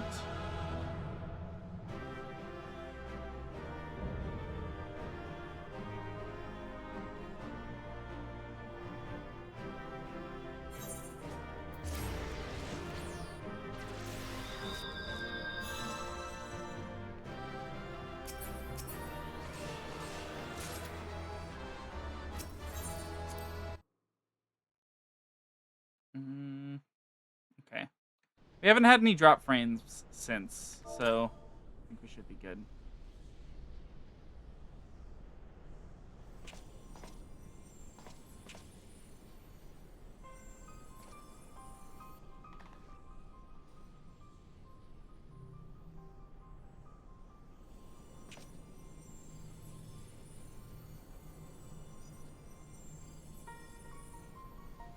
Poor creature, would that you had never been born. You had surrendered your physical form and collapsed into aether, but Bahamut still denied you death and imprisoned what little was left of you in an ethereal shell resembling what, I wonder? Images from your memory, perhaps?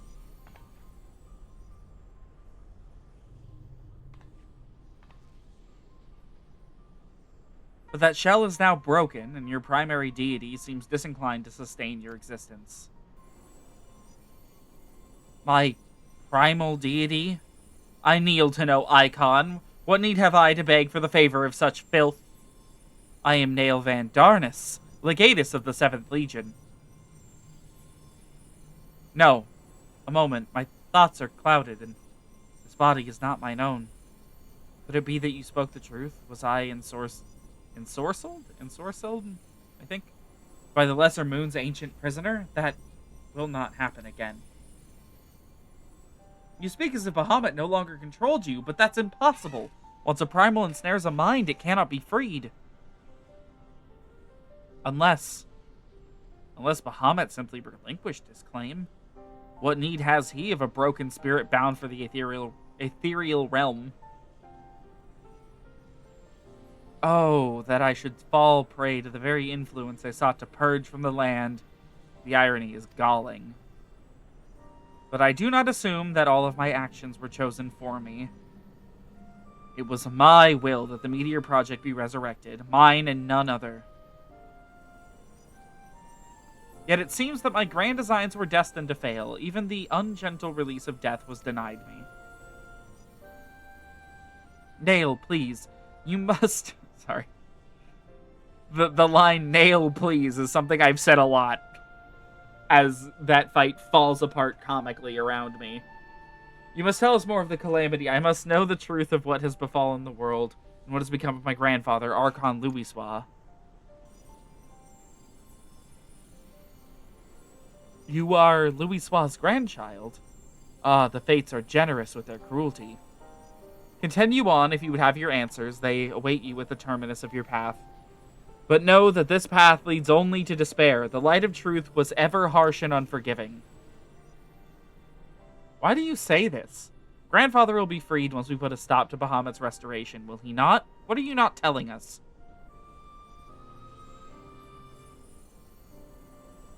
Steel yourself, child. Only unbending resolve and merciless strength can conquer what lies ahead. The weak can do naught but weep under the pall of their own misery, as did the frail child I once was.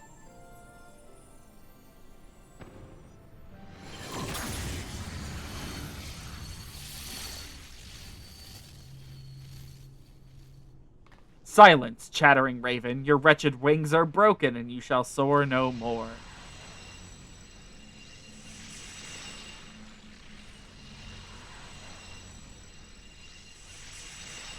My crimson moon, your brilliance sears mine eyes.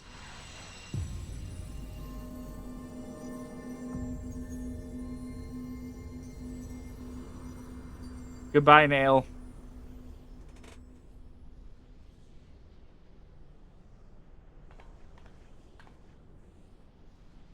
I recognize that voice, Miku, but he would never say such words. Come, let us finish what we came to do. All will be put aright when the final Hulk lies dormant. Grandfather will be himself again, I'm sure of it. Okay.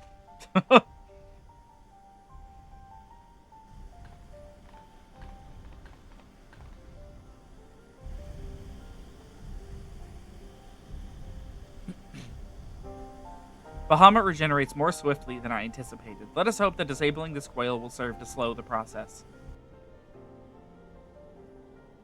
The display seems different, but the controls appear to mimic the mechanism we found in the Lenosian Hulk. It shouldn't pose a problem.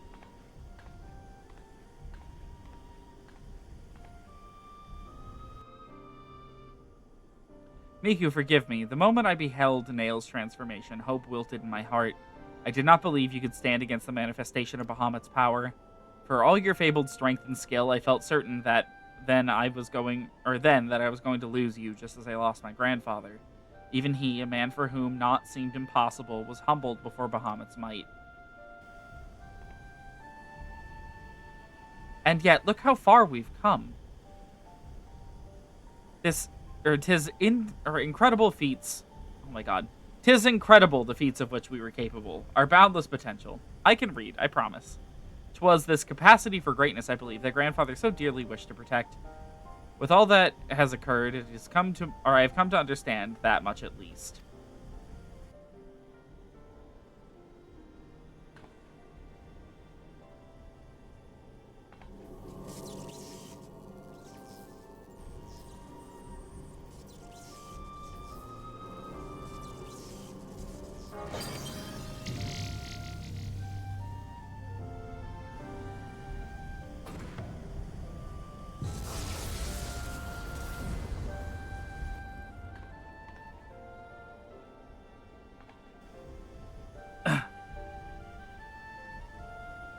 'Tis done. Shall we make our way back to the surface and gather our thoughts? We've seen much that will benefit from Urianger's learned perspective.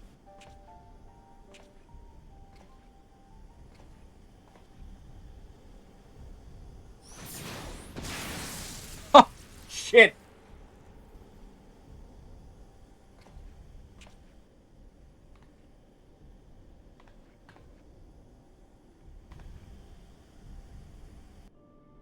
Grandfather, it is you. Then why? Abandon this quest, Alize. I will not countenance further sabotage of the coils. Sabotage? But we must disable the coils if we are to prevent Bahamut's arrival. Your defiance seals your fate.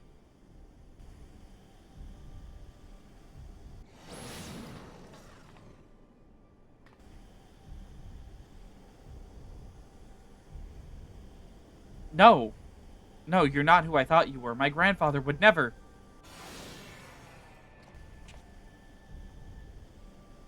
Foolish girl.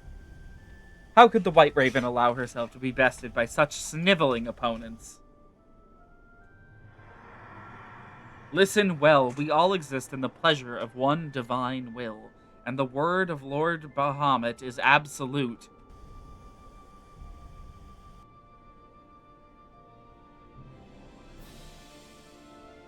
Scurry back into your holes, vermin. You have been granted this one reprieve, but should you be so foolish as to crawl into my lord's domain again, I will crush the life from you myself.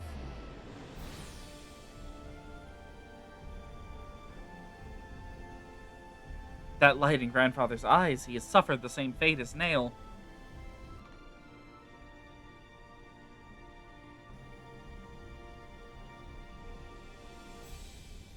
My grandsire is no more. That was not but a phantom that profanes his noble memory. This mockery must be expunged. I will not rest until I free grandfather's soul from Bahamut's tyranny. Do you hear me, Bahamut? Your time is at an end. Eorzea and my family will be avenged.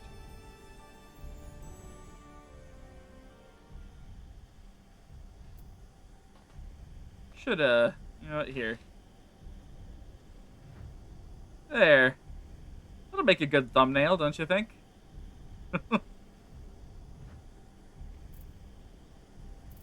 Let's see. Oh. I can't teleport out of here. Can I leave? I can leave down here.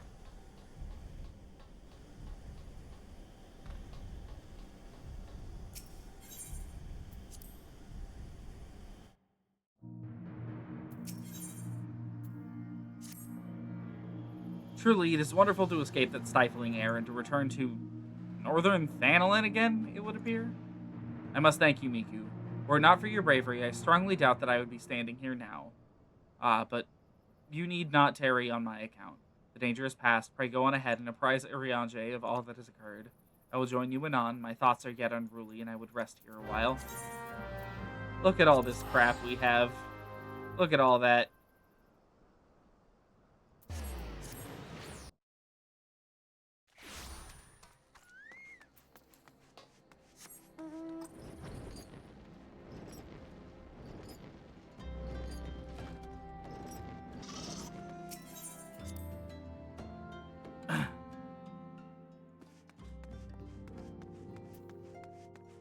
We have 4 more raids to get through, by the way.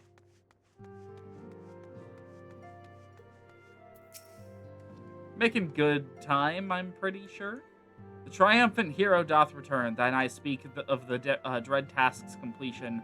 The second coil now lieth dormant. Yet I sense the tidings thou bearest are not altogether glad. Pray, tell me, what ill hath cast the shadow which fallen now across thy brow?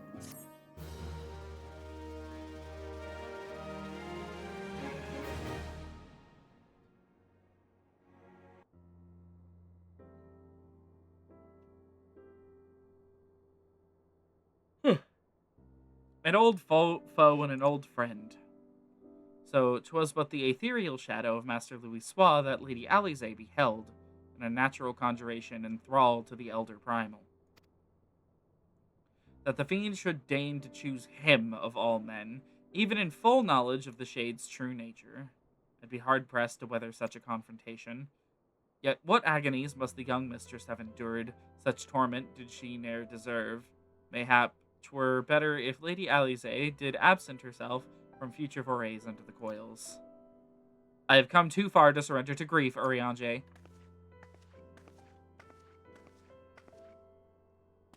My lady, I am resolved to defeat these fiends, and naught shall sway me from my path. Now let us peer more deeply into the well of our discoveries. As you wish, my lady. By your leave, I would speak of the first of the Coil's late guardian, Nail Van Darnus. Van Darnus was a legatus of the Garlean Empire, who strove to bring about the Eorzea's final destruction, only to fall even as the sixth sun did set. If thou hast heard tales of the White Raven, then it is he of whom they speak. Aye, he, I say, for Nail was certainly no maid. The noble house of Van Darnus, as we discovered all too late, had long safeguarded the wisdom of ancient Alleg. 'Twas thus that the legatus came to learn the true nature of Dalamud and to seek to employ the Red Moon as a weapon against Eorzea. But the crystal tower and the mechanisms required to command the satellite yet lay hidden beneath the ground, compelling Nail to construct a far less subtle mechanism. And in his first faltering attempts to communicate with Dalamud, he did likely rouse the satellite's slumbering prisoner. Thenceforth did the White Raven's soul belong to Bahamut. He was fortunate indeed to acquire so powerful a thrall by chance.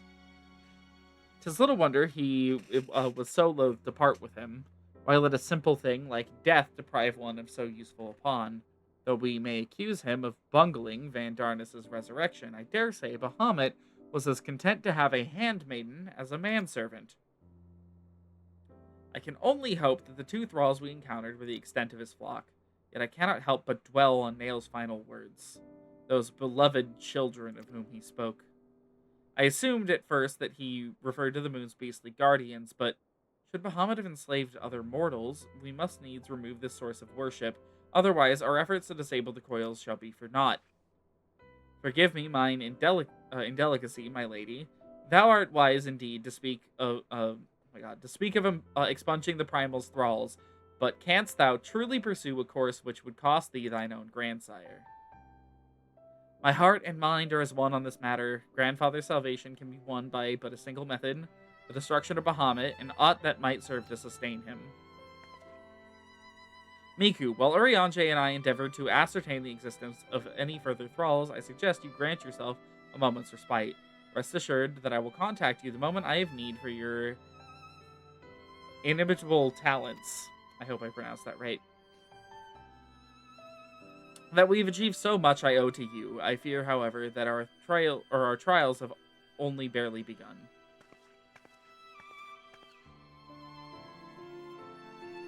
Though time had dulled the pain of thy passing, I find that I am wounded afresh. Master Louisoix, what good shall come of this unending search for knowledge and truth? Long have I believed the pursuit of such treasures to be the duty of every true Sharlayan. Yet, when each new revelation serveth only to heap further anguish upon those whom we would fain protect, must we truly reach for more? So you have found your resolve, dear sister. Will you now find a use for the secret, or for the key that only you and I hold? Given our familial propensity for curiosity, you would do well to remember that keys may serve to seal doors as well to unlock them, and Bahamut is a most unwelcome guest to whom the door should never have been opened. And I think it's Fragments of Truth. Yeah, the final set. Man is wont to cast light wheresoever secrets lie hidden in darkness. Though that which he illuminateth seldom bringeth him joy. Jesus Christ, Urianger. So it is with such unhappy truths as Bahamut's immense shadow doth conceal. Yet ever onward forgeth Mistress Alisaie, undeterred by the burden of knowledge that weigheth heavy upon her heart. 'Tis a perilous path she hath chosen, and a painful one. I prithee, Miku, remain by her side as her valiant blade, that she might see her quest to its conclusion.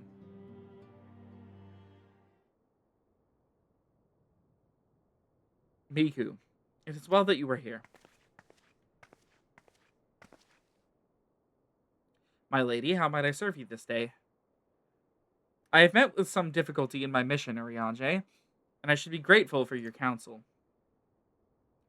As you know, Bahamut's physical form is regenerating beneath the Cartano Flats even as we speak. If we are to prevent his return, we must needs disable the 2 remaining internment hulks that sustain him. Every moment our mission is delayed, the realm is pushed closer to the brink of destruction. Alas, though I have determined the locations of the fragments of Dalamud leading to the hulks, I have been unable to find a way to enter them. And gaining admittance is but the first step in your perilous undertaking. When last thou descended into Bahamut's subterranean fastness, thou didst discover, didst thou not, that the dread primal had bound the shade of Nail Van Darnus unto his will.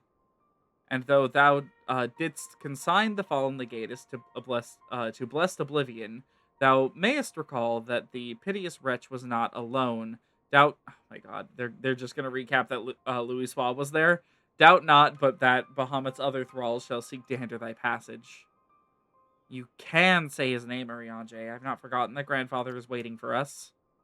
My lady, I would remind you, as I must oft remind myself, that the man who we both loved and revered is no more. What remaineth is but a shade which defileth his memory. The vile verbiage that the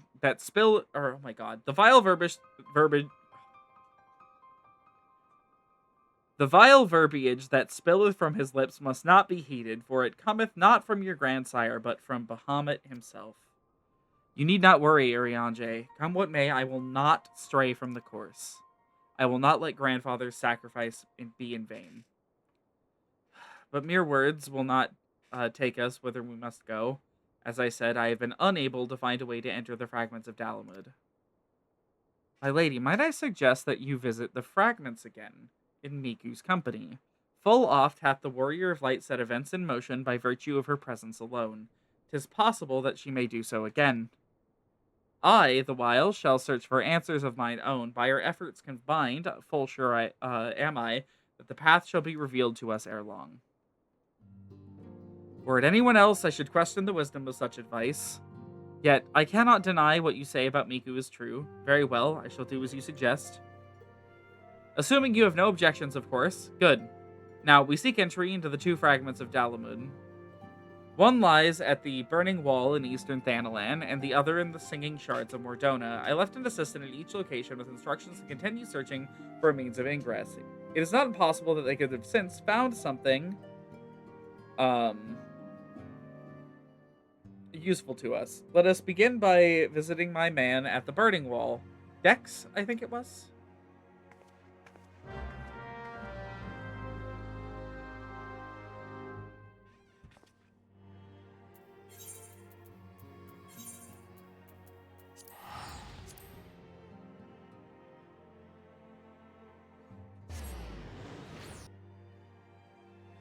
So, the final coils, there's not really much I can say to set it up that the game isn't already doing.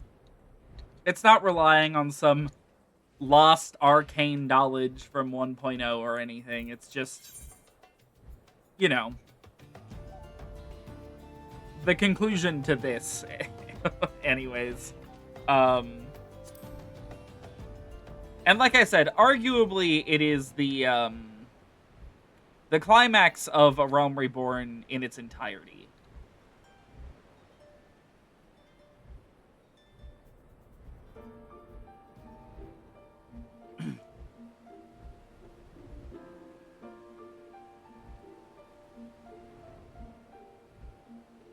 Here? Yes, here.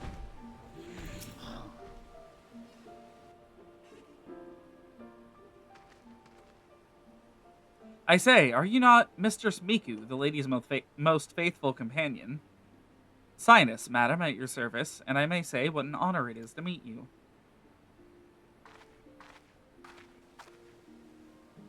How goes the survey, Dex? Ahem, my lady, it shames me to say that I found no viable path to the fragment.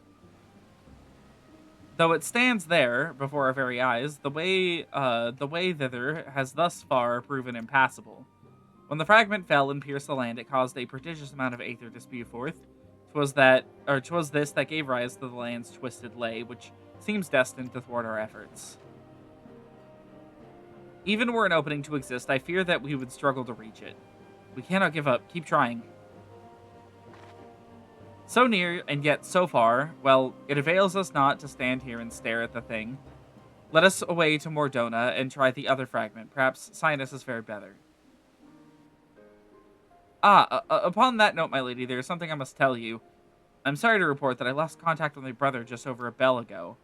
As you know, the singing shards are home to many fell creatures, ogres among them. While I do not wish to cause you undue harm, I fear something unspeakable may have happened to Dex.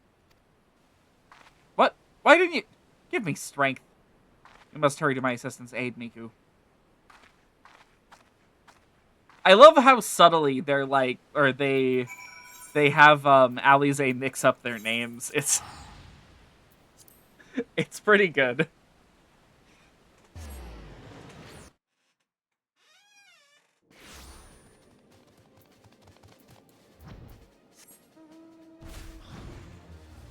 Okay, we gotta get around this rock wall.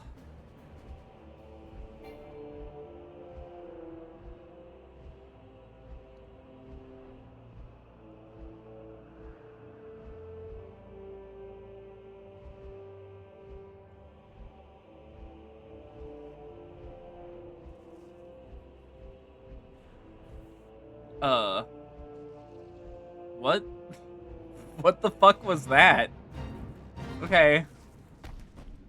Dex around here somewhere. There you are.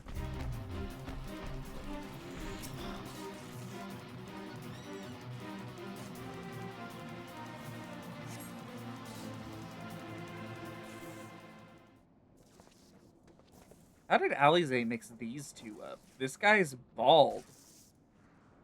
Thank you, adventurer. For a moment there, I feared my bones were to be ground up and used to bake bread.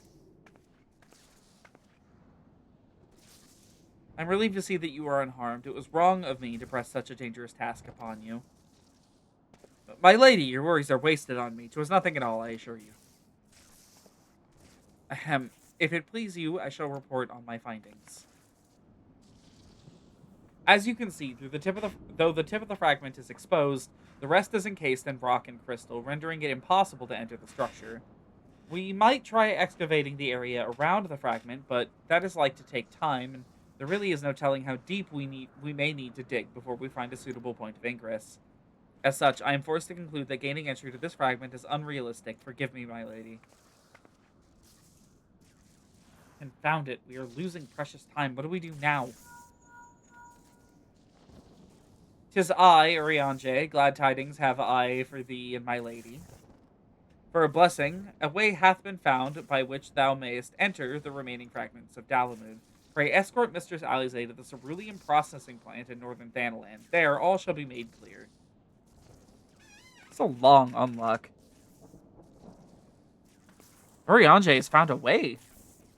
Then we must go to him at once.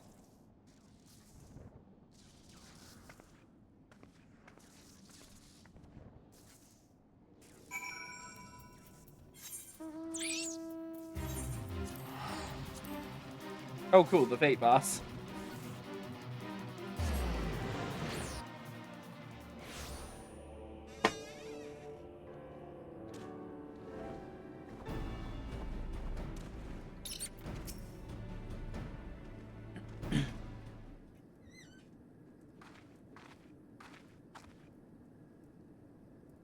Mine apologies for summoning you thus from afar, my lady, but 'tis here that your journey may finally begin.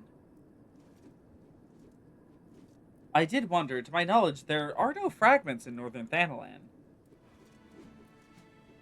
Nor are you mistaken, my lady, yet a pathway doth exist, one which you yourself have made use of in the past.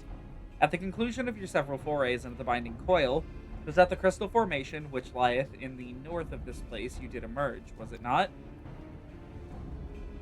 Yes, an ethereal stream bore us back to the surface. That much I had surmised. Are you suggesting we can use it to return underground? And even if that were possible, would it not simply bear us back to those places which we have already explored? It need not, my lady. Pray, allow me to explain. Upon the evidence of your experience, it seemeth plain that the two internment hulks may share the selfsame ethereal egress. From this, we did infer that others may be connected in likewise. Thus did we labor long to verify the existence of further tributaries of the selfsame stream, in which task we were at length successful. 'Twas then but a matter of arriving at a solution to the problem of traveling to an unattuned destination. That one might reach what we may call the headwater. We propose to employ a modified aetherite which serveth to amplify such ripples as do originate from said source. By focusing one's essence upon these ripples, it should be possible to make the journey. Yet be fairly warned, my lady, as with all untried models of ethereal travel, this method entaileth considerable danger. Merely to attempt the voyage could cost you your life. That is a risk I'm willing to take. You're brilliant, Urianger. But I am curious. Did you have assistance in forming this plan? I cannot help but notice your repeated use of the word we, unless you have taken to using the majestic plural in our absence. Nay, my lady, as you have correctly surmised, I was not alone in this endeavor. Meaning there are others who are aware of our mission.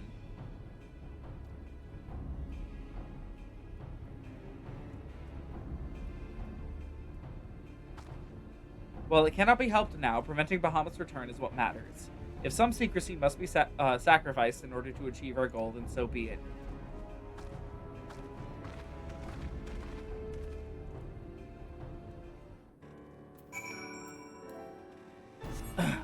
Okay, I don't know how much longer we have. I think this step is one of the last ones, I think.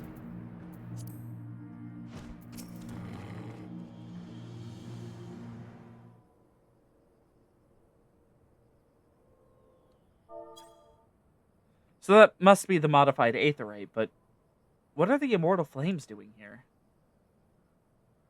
Those men may be sworn flames of Ul'dah, but they are first and foremost faithful retainers of the House Levier.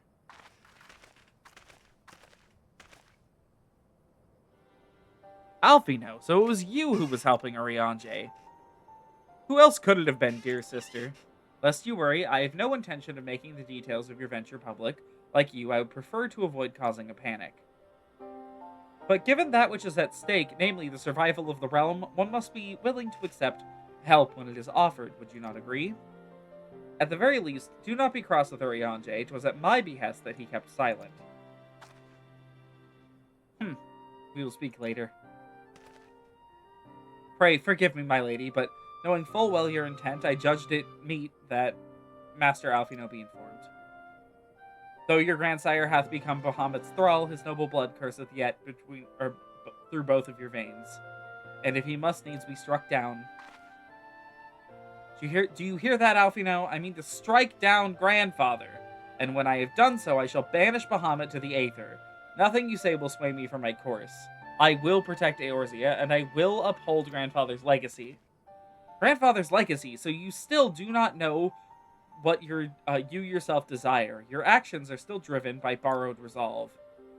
Borrowed resolve? What does that have to do with anything? Protecting Eorzea was grandfather's goal, and we made it ours, both of us. That is why we came here, unless you have forgotten. Gods forbid I should ever forget, Alize, but you misunderstand. I do not question your resolve, only once it came. If it were your own, you would be able to tell me precisely why you desire so fervently to protect Eorzea. Yet you cannot, for it is not your resolve, but grandfather's. You may struggle to see the difference, but borrowed resolve shall never be as strong as that which springs from within. But let us speak of this another time. For now, preventing Bahamut's return is all that matters. To be plain, I have no objection to striking down whatever is left of grandfather. Know, however, that I will be accompanying you this time. As a son of House Levier, I would be present for his final moments. Very well, you may join us. On one condition. I make the decisions.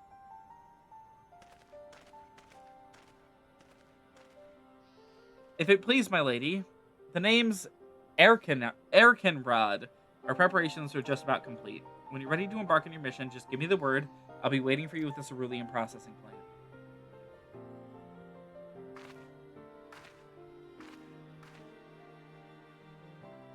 Pay no heed to my brother. You can rely on me. We have come far together, you and I, and together we shall see our journey to its end.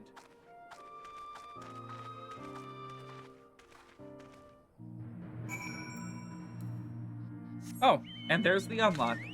They're still going to cutscene me for this. Even though all it's going to be is like, yep, ready to go. I've been waiting for you, Mistress Miku, and I'm pleased to say that the Aetherite's primed and ready. As you know, the remaining internment hulks are connected to the fragments in Eastern Thanalan or Mordona. It's to the former that we'll be sending you first. Now, you'll be starting inside the hulk, meaning you won't have to cover so much ground.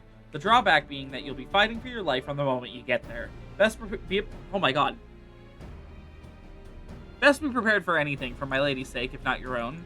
And that's about all I can tell you. When your preparations are in order, just give me the word and I'll send you on your way. I may even throw in a prayer for your speedy return just to be on the safe side.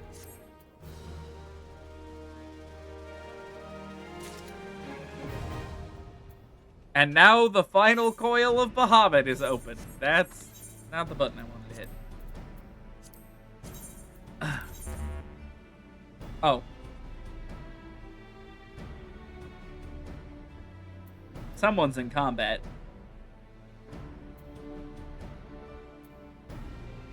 Or maybe watching a cutscene? I don't know. It's hard to tell. Combat. Now?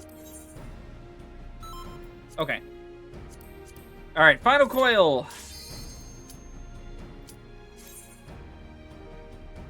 Now, I only barely remember the first fight for final coil.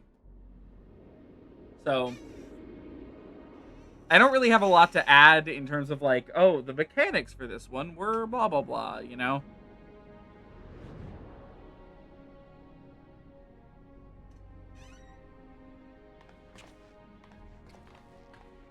So this is how it looks on the inside. This internment hulk still functions. The teleportation was a success. We are come to the right place. There's no telling how much further Bahamut has regenerated since we last beheld him. Let us make haste to the main bridge and deactivate the coil.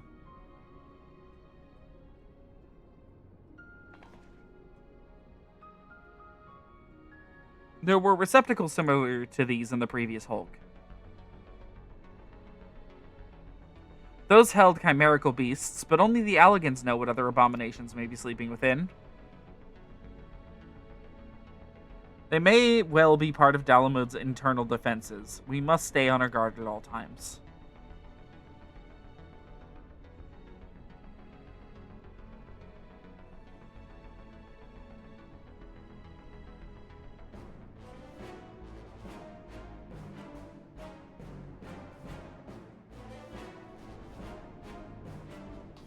Ah! I was working on the Yokai Watch event.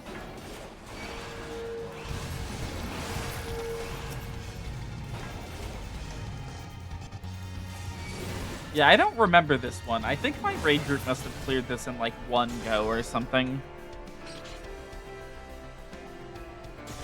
Ah!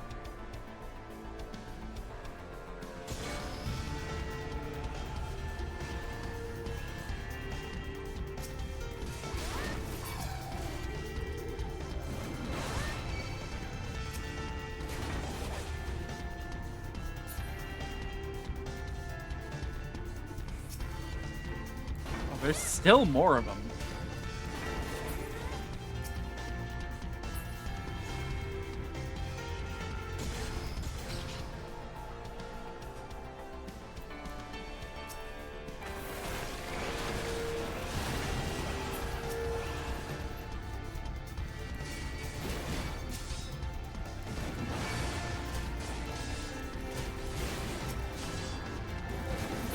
Now that we're in the final coil, by the way, our item level lead is considerably reduced.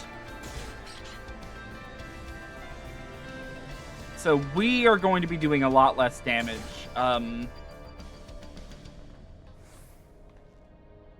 So So we're gonna be relying on our party members here. Much more so than before.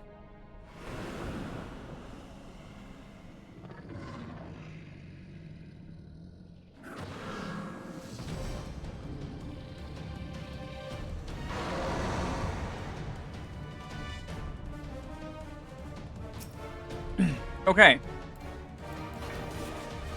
I don't remember any of this boss's mechanics.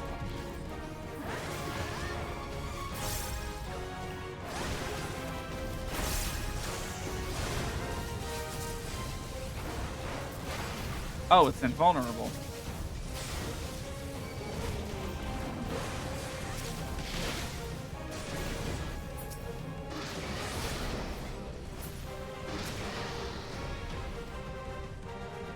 Electric burst. Oh, now it's dead. Okay.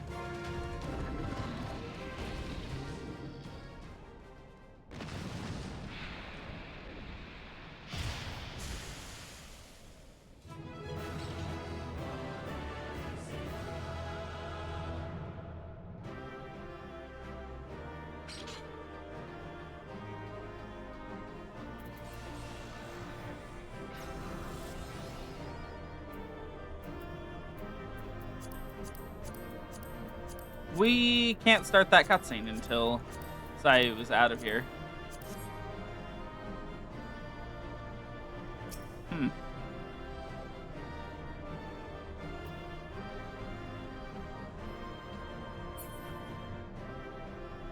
How will this work if I start the cutscene? Will it give me the crap? Because I do still want the crap. I very much so would like the crap.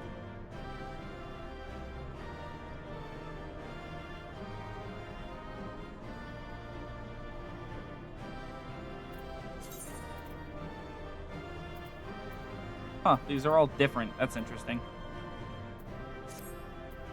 Okay, I'm gonna start the cutscene now.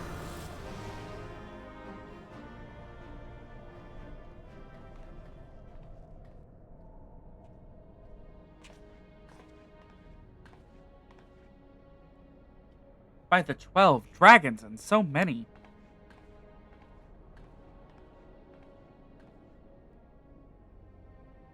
We were aware that the Alligans possessed the means to control the creatures, but to imprison them thus is barbaric. I would not wish such a fate upon my worst enemy. It is plain that no love was lost between the Alligans and the dragons, but was it truly necessary to keep so great a number here? Bahamut did not want for defenses, this we have experienced firsthand. Such guardians as the Alligans created, both living and unliving, were surely no less capable of repelling intruders than these poor creatures. Tell me something, Alize. Have you not managed to determine by whose will Bahamut exists?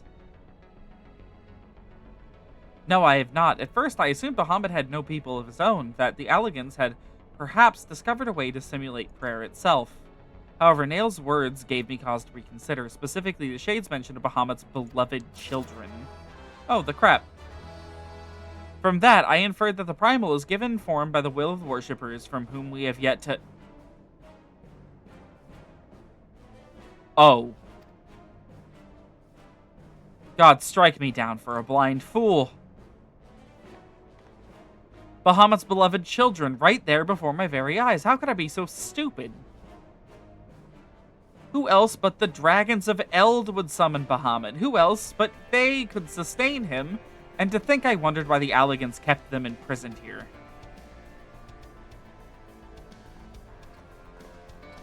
Even should the flame of Bahamut's life go out, his faithful children will summon him back. For this reason, the Alligan Empire kept an army of dragons here in a perpetual state of duress, that they might sustain the Primal's existence. Truly, the Alligan's ingenuity knew no bounds, and neither did their cruelty. Small wonder that Bahamut was so enraged. Let no one deny that it was man who sowed the seeds of the calamity. Will you now turn your hatred towards our own kind, dear sister? Do not patronize me, Alfino. I merely acknowledge our guilt. Lest you be in any doubt, I have no intention of allowing Bahamut to lay the world to waste. Regardless of the atrocities that the Alligans committed against his kind, we have no choice but to eliminate all who worship him, be they his children or his thralls. It seems reasonable to assume that the system responsible for the Primal's regeneration is also responsible for sustaining the captive dragons. If we disable it, all should perish. Let us press on.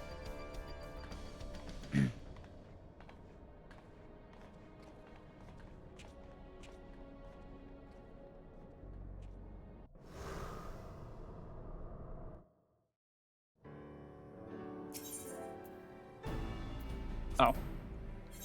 Okay.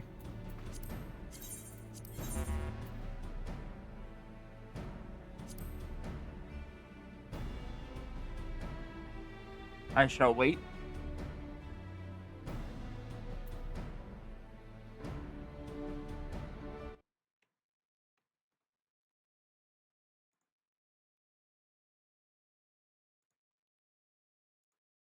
Oh.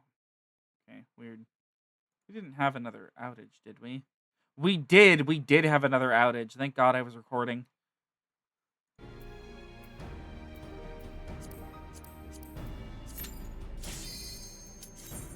Okay, into abysmal dog shit, the boss fight again. Okay, this one, the synced experience for this one is bad. It's really bad. The fight feels incredibly random sometimes. The boss just deals lethal damage to tanks out of nowhere for no reason, and sometimes the mechanics just refuse to work properly. There's a mechanic sort of midway through the fight, like an ad phase, that just sucks. It's just so bad.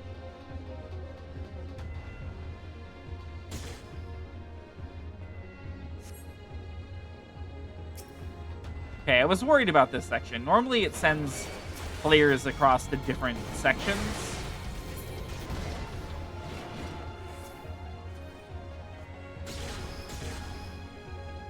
Actually, I think we have to split up ahead.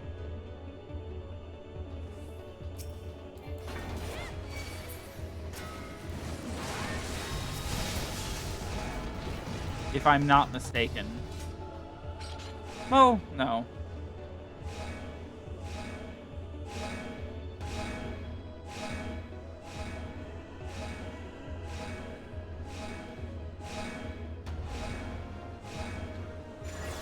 There we go.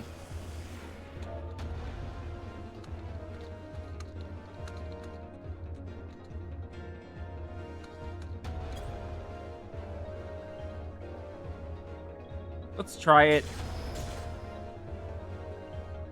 See how it goes.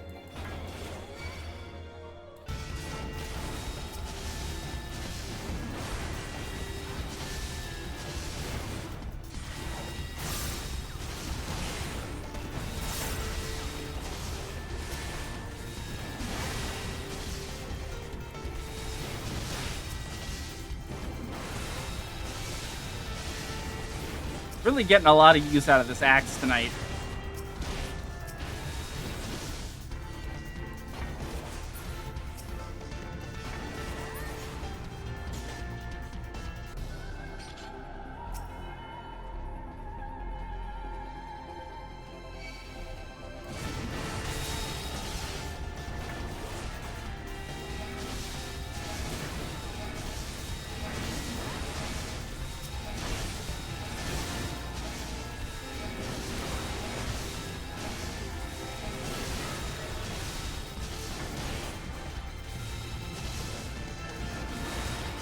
Surprisingly, the enemies were really easy to kill, actually. I'm shocked.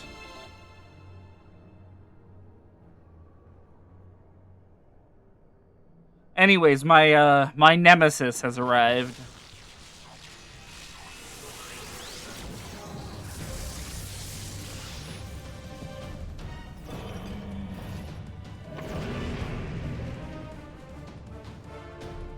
Kalia!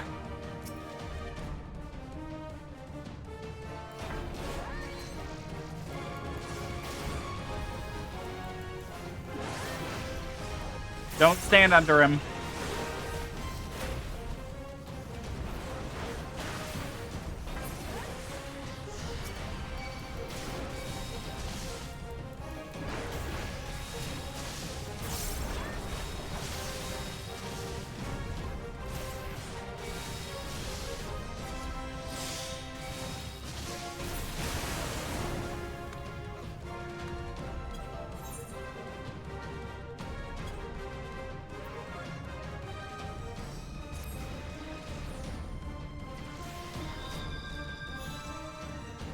Yeah, so the thing about this boss is that you can't stand under it ever, and it has a real bad habit of just turning around and repositioning itself whenever it wants. So I've had to just turn around and like walk through all of our melee DPS and kill all of them out of nowhere. Real fun boss. Really love this one.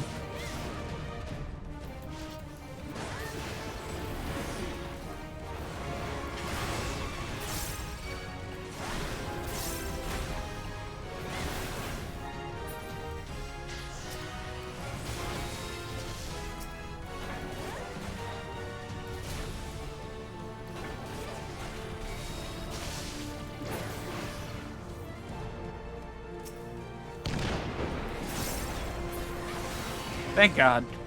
Oh, I hate that boss so much. That and that ad phase, I'm not going to get into it, but that ad phase is really annoying.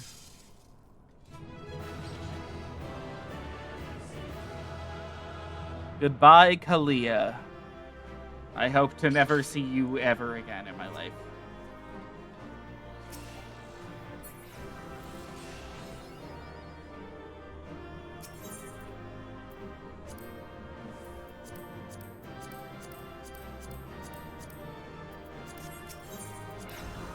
There.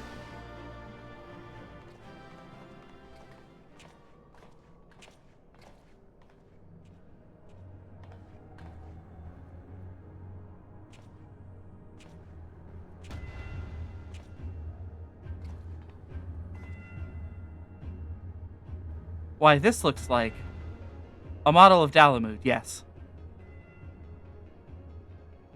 For millennia, Bahamut must have gazed at this unchanging view. Trapped inside a prison that was scarcely large enough to contain him, unable to move, denied the release of death, how his hatred for man must have burned. Oh, yay, the garbage. And that hatred found an ideal vessel in Nail Van Darnus. In many ways, Bahamut is to be pitied, not loathed, but knowing the true extent of his fury, I am more convinced than ever of the necessity of our endeavor.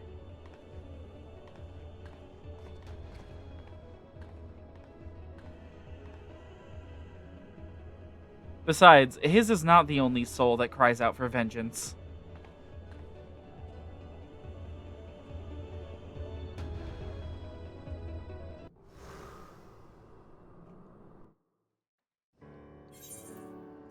Okay, and now binding or final coil turn 3.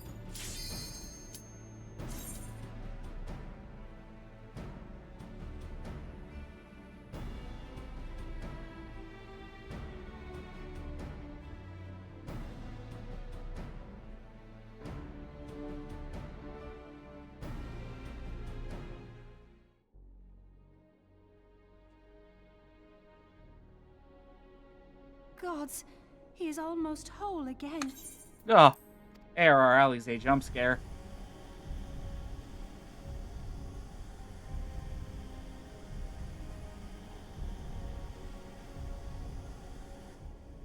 His size is staggering. I can scarce imagine how Grandfather stood against such a monstrosity. This cannot be allowed to proceed any further. Let us disable the coil and move on.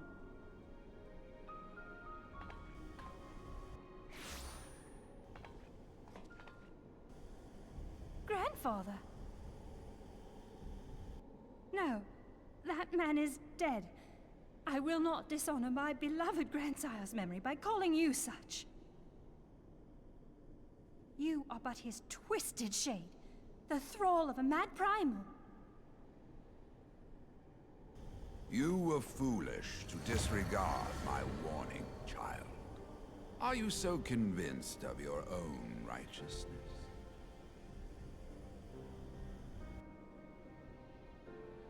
"'Tis the rightness of our path that led us to return. Eorzea will never be safe whilst Bahamut remains to threaten all we hold dear. What of the hero who gave his life in defense of the realm? Do you truly dispute the justice of our cause?" My poor, ignorant grandchildren. Your world is shaped by naught but recent conflict. Listen, and I will speak to you of justice. 'Twas in the twilight of the Third Astral Era. The southern land of Mericidia suffered invasion at the hands of the Alagon Empire. With no atrocity too depraved for their purpose, the forces of Alec were unstoppable in their advance. Desperate for salvation, the dragons prayed to one of their first brood, to their ancestor Bahamut. Infused by the power of their fervent supplications, Bahamut arose from the abyss of death and took wing as the Mericidians' newborn god. Yet this great miracle would only serve to further the maniacal designs of the dragon's imperial conquerors. The cruel fetters which bind my lord stand testament to the Alagon's boundless greed and hubris. I once summoned the 12 in an attempt to forestall the advent of the 7th Umbral Era. What then did the dragons of Mericidia do that I did not?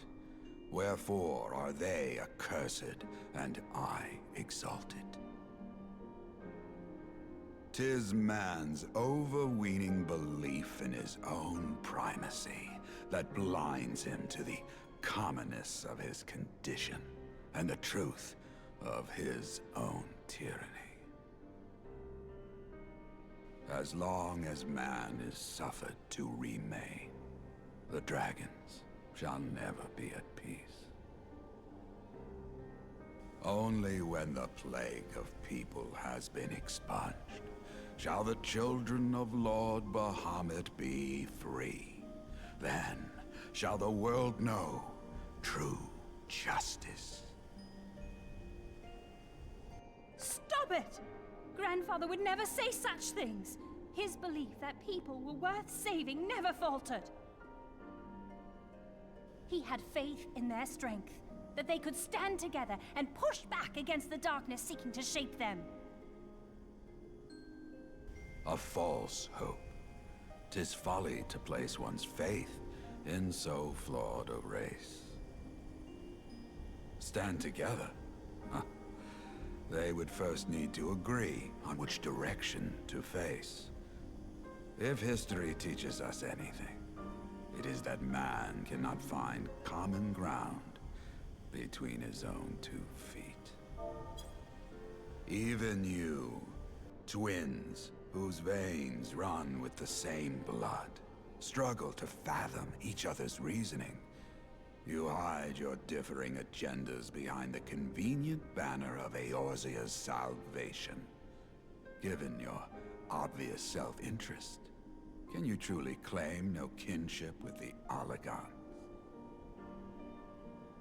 And though I hope they might bring you closer, 'twould seem that the twin grimoires I bestowed upon you were a wasted gesture. That's a detail I forgot about entirely.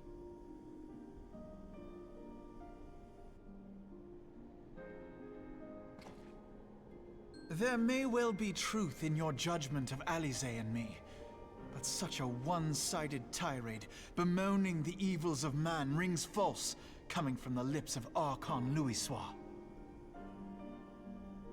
Tell me, do you champion the cause of dragons because Bahamut compels you as his thrall? Or is it because you yourself have transcended the limits of man's existence? Ah, so the possibility did not escape your notice. What I prayed for, and what I have become. These are the keys that unlock the truth behind Eorzea's rebirth. If you would have them, then you must needs take them by force. Come, Rend this divine form asunder and claim your answers.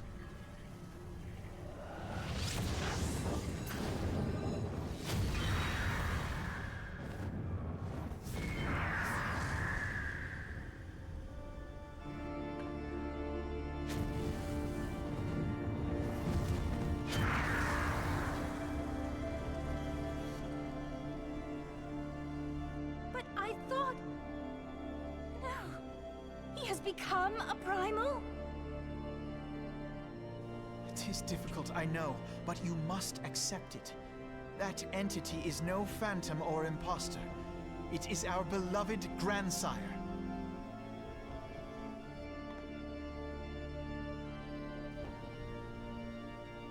Oh, the organ rendition of answers. Oh my god.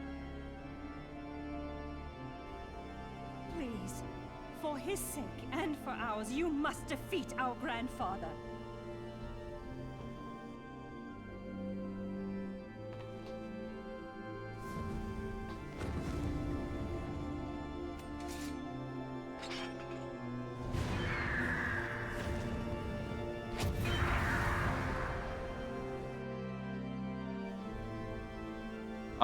The only note I have on this fight, mechanics-wise, is that, in one of the guides my raid group read for this one,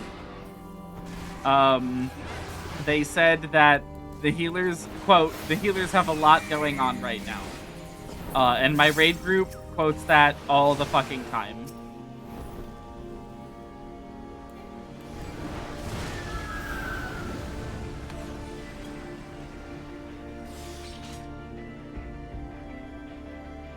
I forgot Miku was here for a bit. Yeah, me too. This questline's great, though. I love it.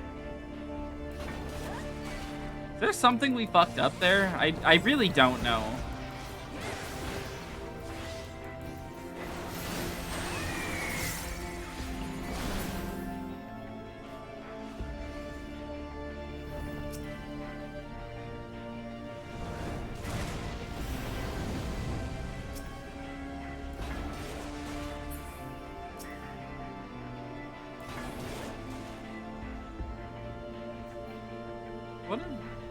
They put a green thing on me earlier.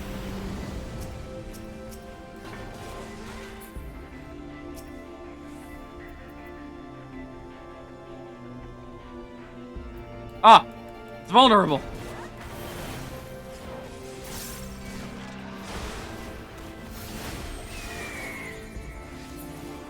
There we go.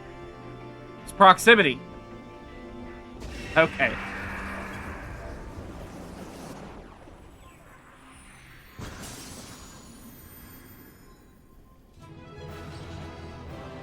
So long, Louisoix. And now prepare for what I consider to be one of the best cinematics in video game history.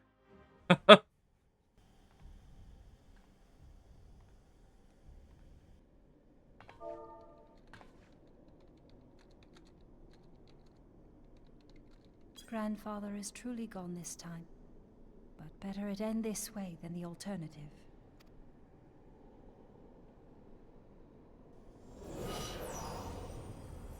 I am yet here, Alice, my dear, sweet granddaughter. Grandfather?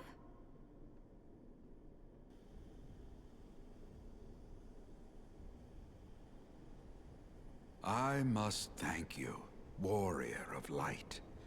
Without your valor, I might never have broken free of Bahamut's control.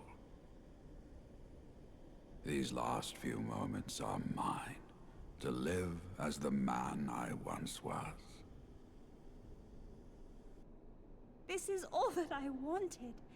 Yet, now that it is happening, I find myself struggling to believe it. Is it really you?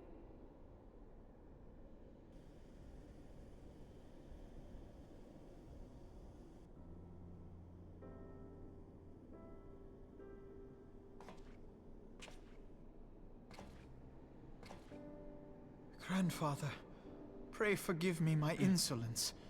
It was not my intent to demean you. Forgive you? I am proud of you, child.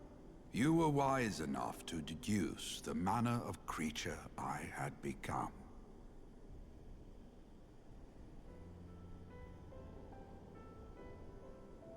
Alphino, Alize, if any here should beg forgiveness, it is I.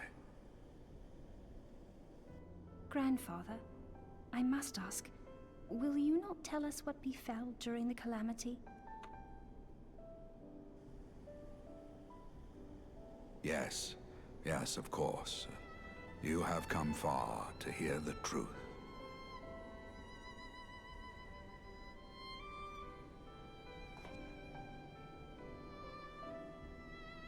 Let us then begin the tale at the Battle of Cartano, where clashed the forces of the Garlean Empire and the Eorzean Alliance. 'Twas there in the sky above the surging armies that the elder primal Bahamut broke free of the Red Moon Bahamut. In an effort to contain this avatar of destruction, I called upon the 12 to aid me in the creation of a prison of ether. But Bahamut would not be caged by such feeble bars. Too vast was his might, too fierce his rage.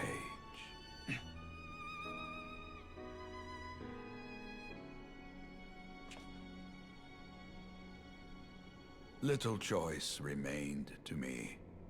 I used the last of my strength to entrust our hope unto the future, and prepared to meet my end.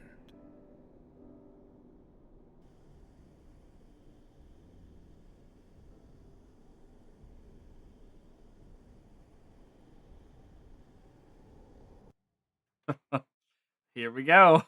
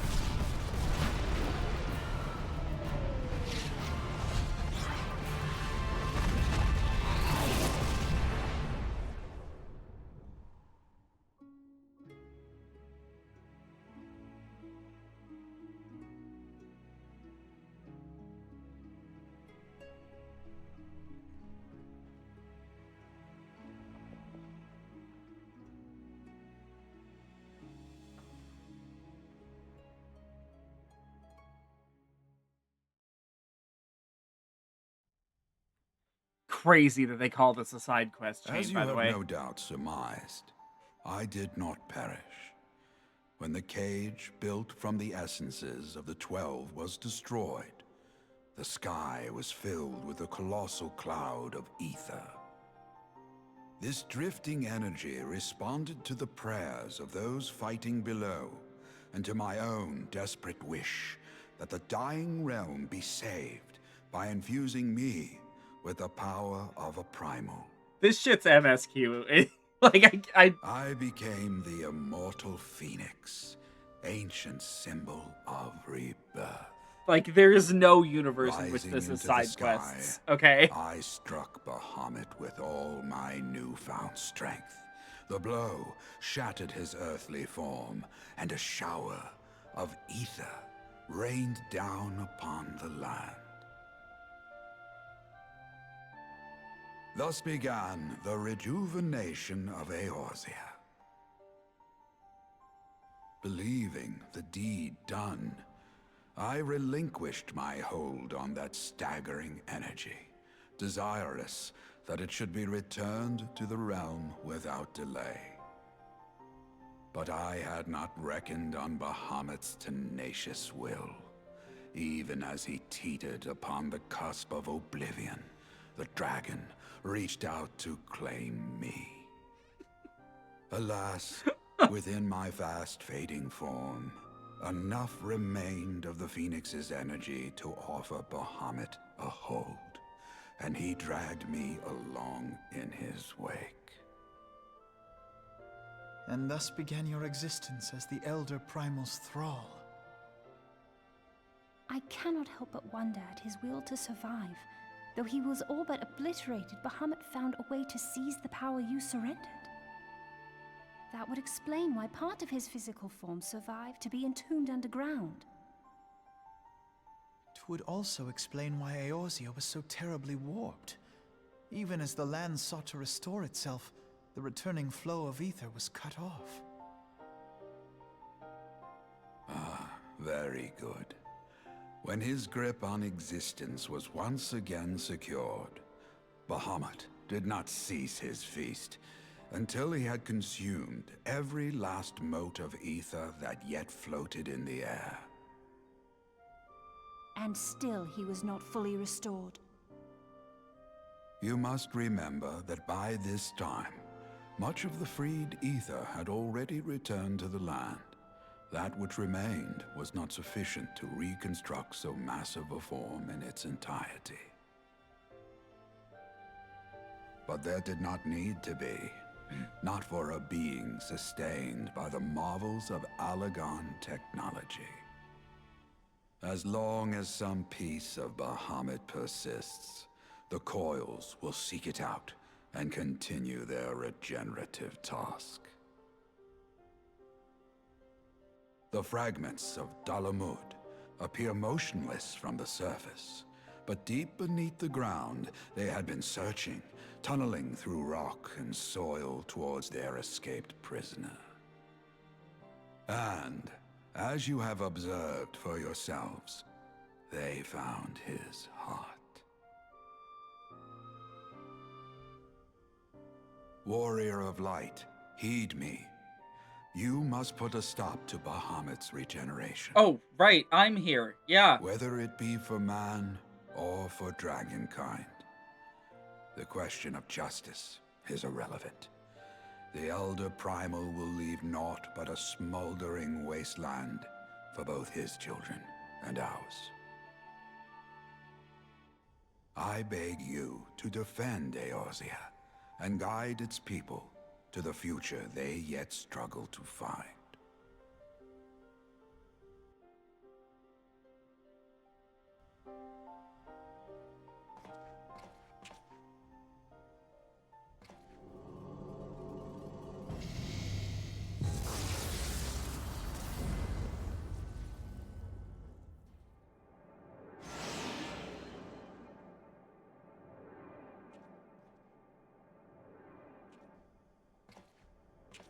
This portal will take you to the final internment hulk. 'Tis time for the tale of Bahamut and his part in the calamity to come to an end.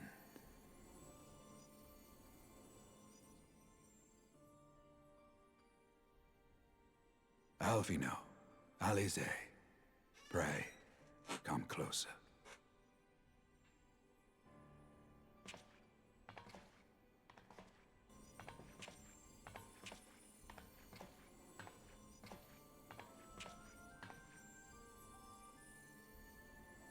Your hopes and dreams must no longer be an extension of mine.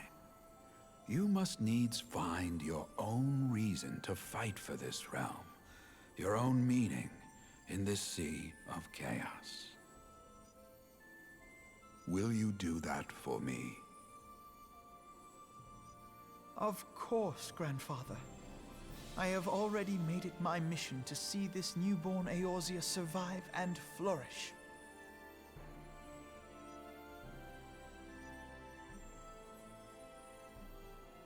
Alize, while I was yet enthralled to Bahamut, you spoke of my faith in man's strength. Know that your words reached me, imprisoned though my soul still was. So forceful was your conviction, I wonder if that belief has not become your own. Perhaps, after all your anger and sorrow was spent, you found something greater within you.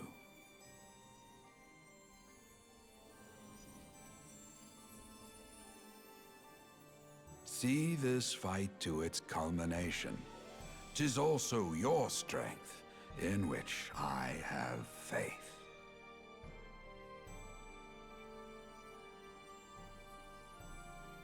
Thank you for everything. Pray, take your rest, Grandfather. You deserve it.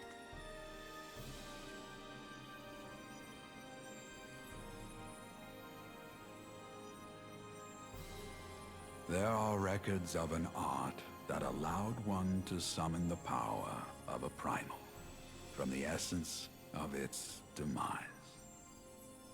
And though I am no true primal, all that I have left, I give to you. Alfino, Alize, my darling grandchildren. May Light's blessings ever keep and protect you.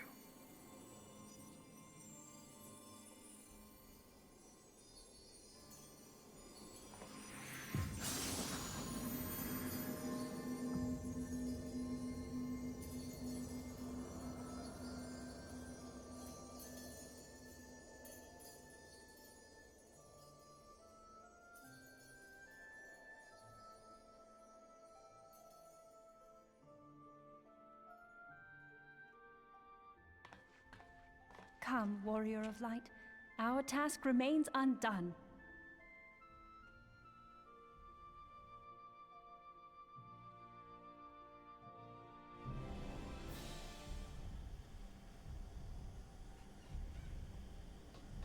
Okay.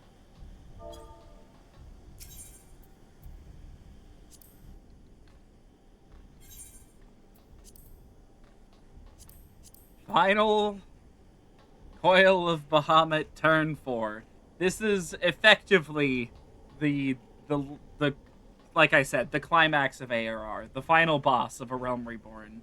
There's one or two other boss fights that we've yet to see that technically, quote unquote, could take up that mantle, but this is the one that spiritually really completes the expansion, I think.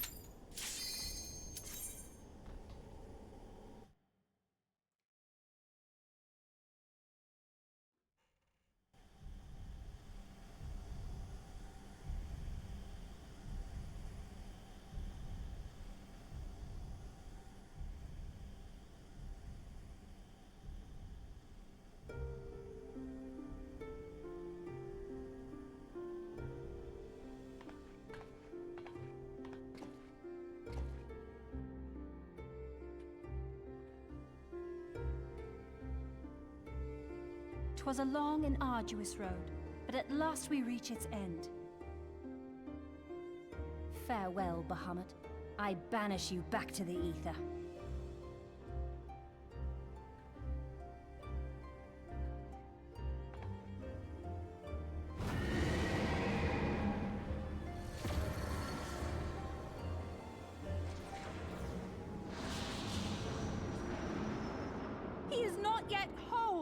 I did not think him capable.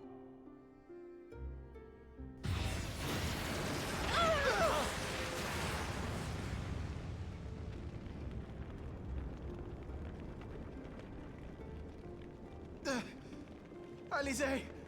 Alize!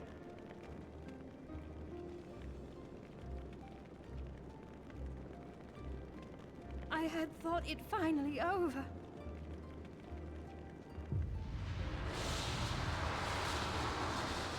We will not survive another blast.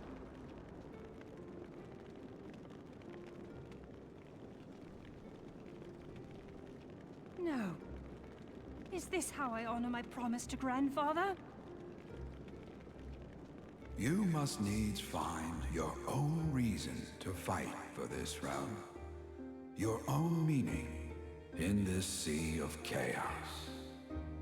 Will you do that for me? I will, Grandfather. In fact, I believe I already have.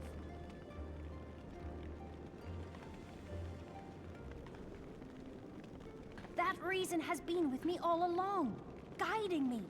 Eorzea's blade of light, shearing through endless shrouds of darkness. I have been shown the miraculous feats of which we are all capable, of which I am capable. Bahamut, you have wreaked enough havoc. I will not let your wrathful fires consume all that we know and love.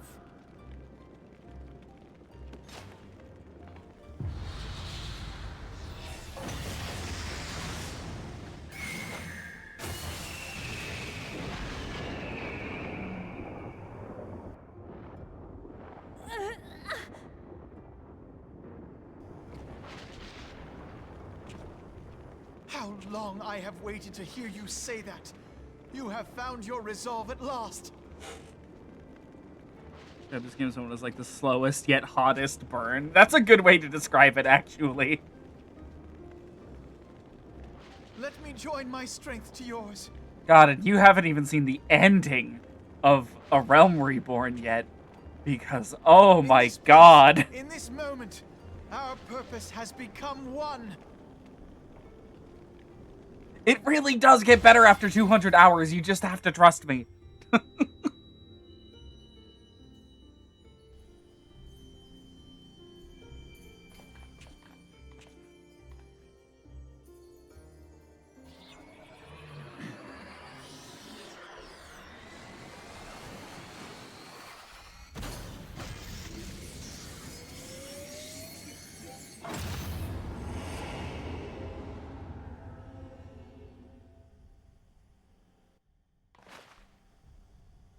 For the future of Eorzea!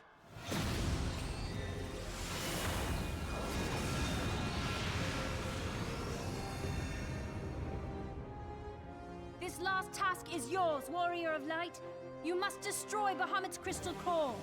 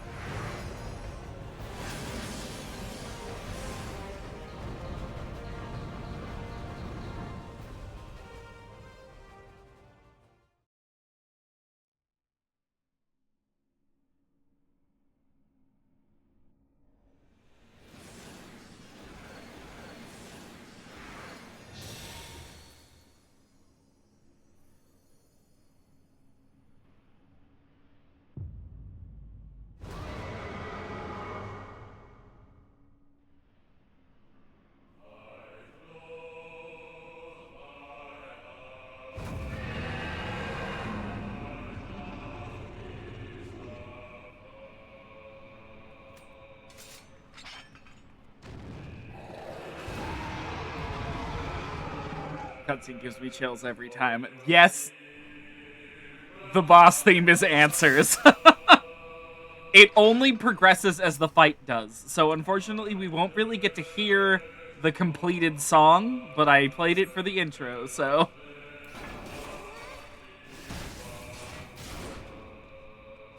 Oh, this guy deals a lot of damage, by the way. Ow!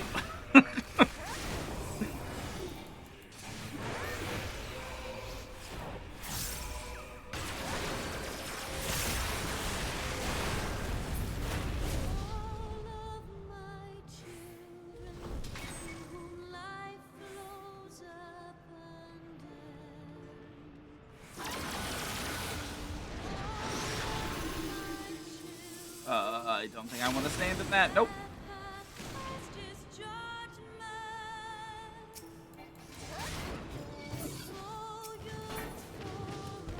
We do get to hear more of it than I expected. Which means we are in a little bit of danger, actually.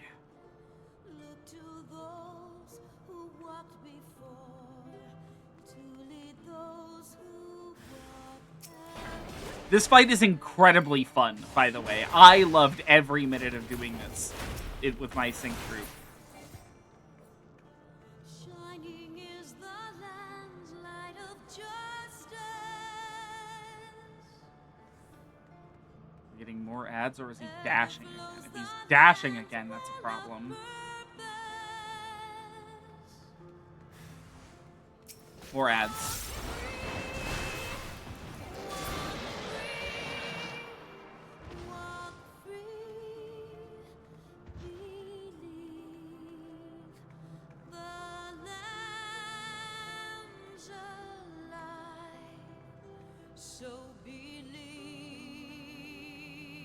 Where is he?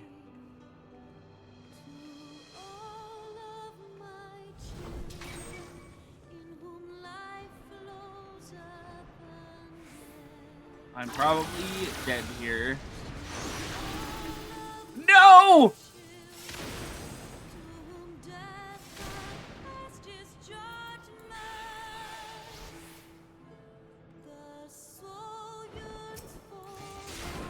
Oh. I don't think I can even kill this ad, if I'm being honest. Or that one, actually, for that matter.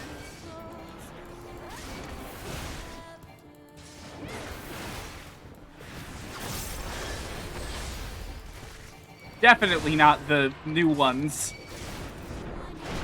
Oh my god!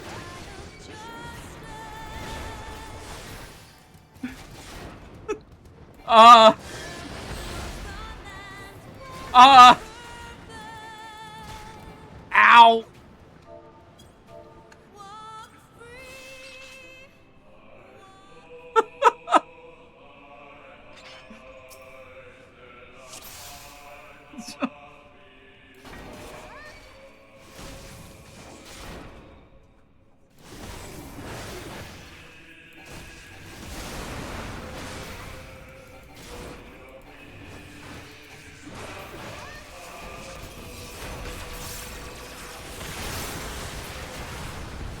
Oh, he's dead!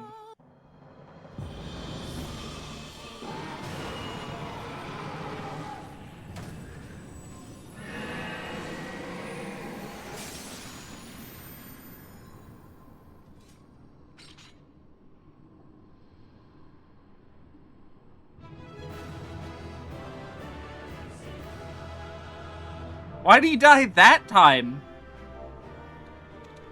Oh.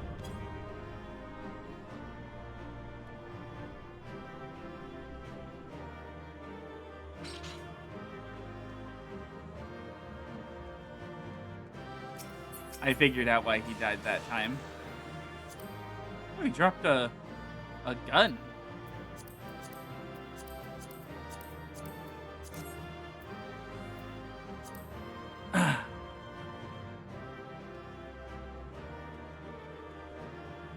I'm, again, terrified to try to leave because I need this weapon coffer. Oh, I need this weapon coffer.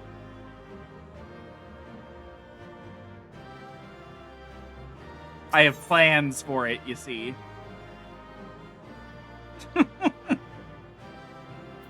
It's a really good song, though. I'm actually really glad you did that. Like, because the song is that good. And seeing more of the fight with it is just so good. You did it!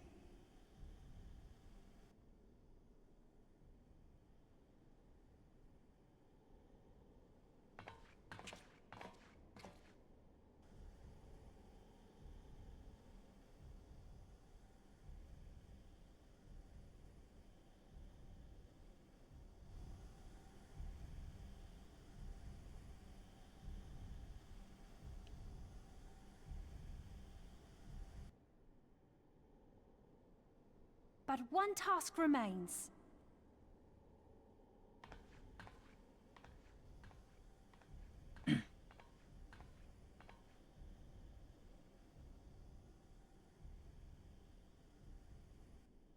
With this last coil disabled, there shall be naught left to bind Bahamut to this world. His beloved children will finally know peace.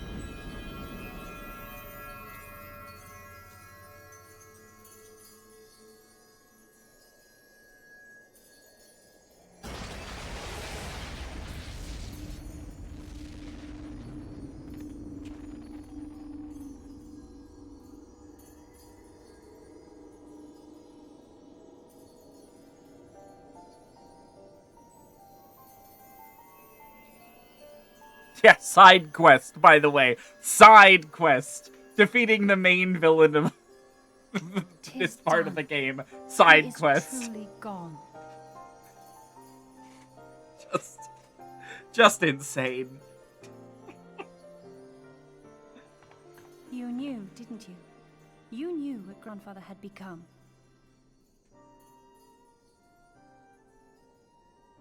I was not certain, but from all I had gleaned, it seemed a distinct possibility.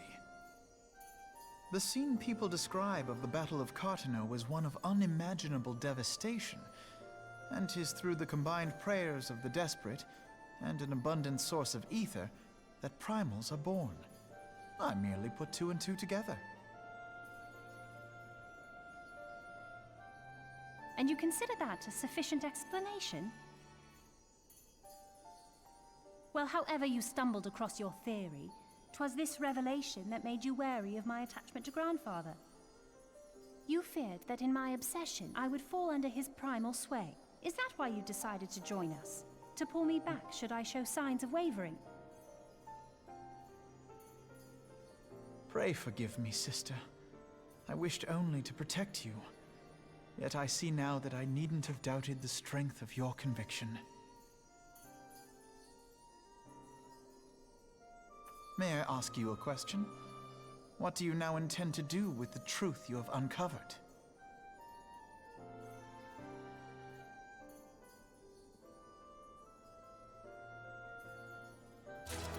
Which particular truth was that, brother? The fact that desperate prayer gave rise to the primal phoenix? That this new god was responsible for setting Eorzea on the path to rebirth? Should such a tale become common knowledge, people would soon offer up their prayers in earnest. They would beseech Phoenix to complete the healing that was begun. Raid crap jump scare. Yet as you and I know all too well, the very act of calling forth this savior would do more harm to the land than good. We cannot encourage such worship for this very reason. Were Grandfather forced to return as an ether-draining primal, it would undo all that he had worked to protect. Your abiding love for him was the key that unlocked the truth of the calamity. but keys may also serve to seal doors that were best left unopened. Let your love now guide your actions, and lock away deep inside the fate of both Grandfather and Bahamut.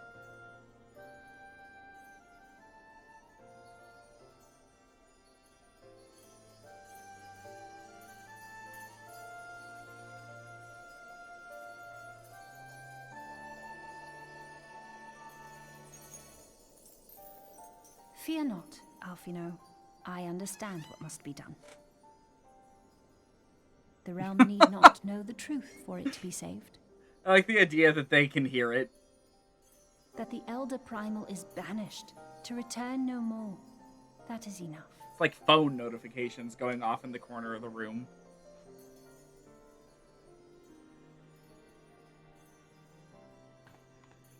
Let us make our way back to the surface. Poor Oriange must be beside himself with worry.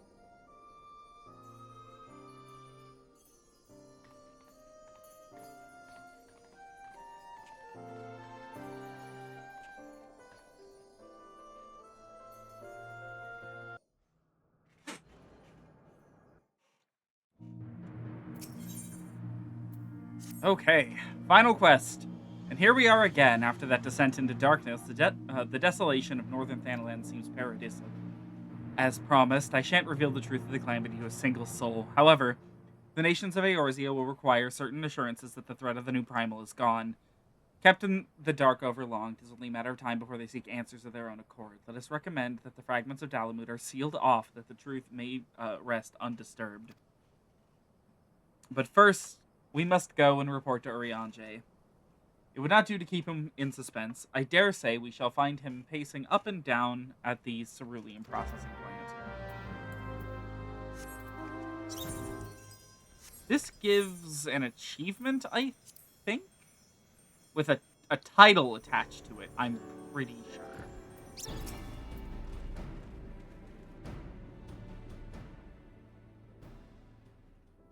Ah, the warrior of light returneth undimmed from the depths of darkness. By thy triumphant bearing, I take it thou hast succeeded in thy mission, and yet thou art alone. Mistake me not, dear friend, full glad am I of thy safe return, but where, pray, are Master Alphino and Mistress Alize?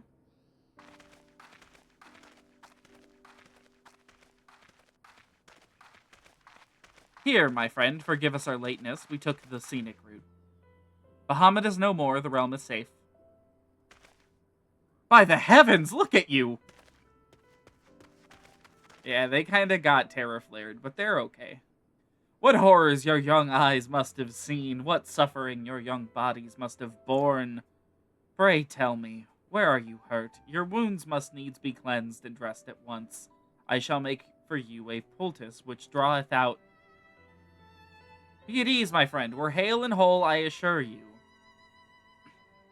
We took a few tumbles, but the worst of our hurts are healed. I believe we have Grandfather to thank for that.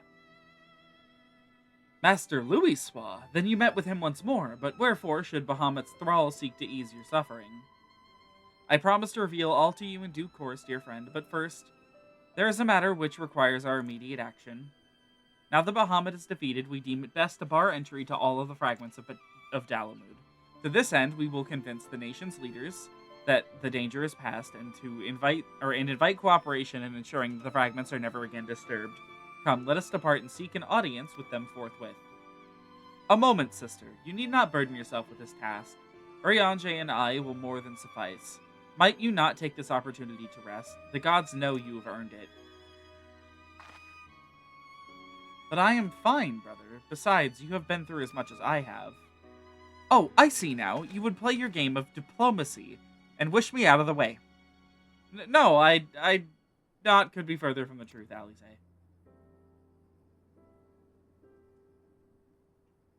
My lady, 'tis mine earnest belief that your brother hath your best interest at heart. You have more than done your part, and he desireth but to relieve you of a burden he might easily bear alone. I have some experience treating with dignitaries, you must allow, and as you never fail to remind me of my fondness for diplomacy, I feel it only right to remind you of your aversion to it. Then it is settled. Urianger, pray make arrangements for a chocobo carriage. The ride should give us ample time to prepare our story.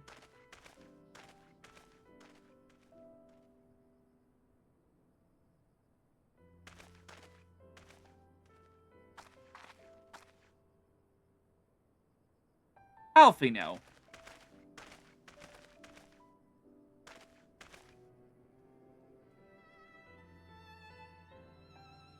Though our paths are different, we share the same goal, do we not? But of course, dear sister, that which we have just achieved together stands as a testament to that fact. Whatever path we choose to take, our hearts shall ever lead us to the same end. Of that I am certain. Thank you.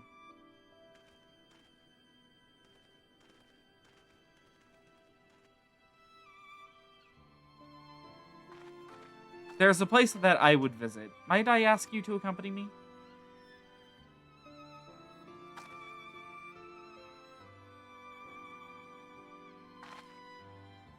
But first, I do believe a change of garments is in order. It won't take a moment.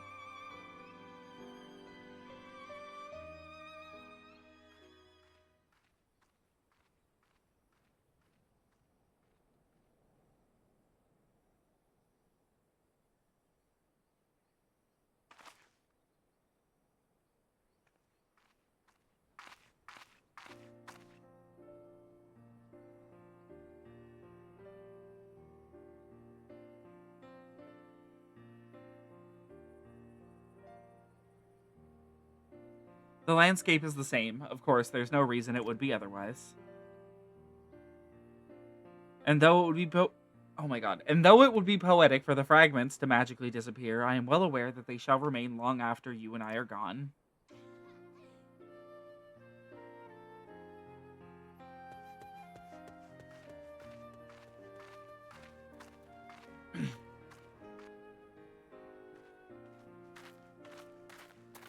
Oh, that's one of the 12's monuments. I think that's Naldthal, if I'm not mistaken. The world may change irrevocably, but life shall ever go on. Let us take a closer look, shall we?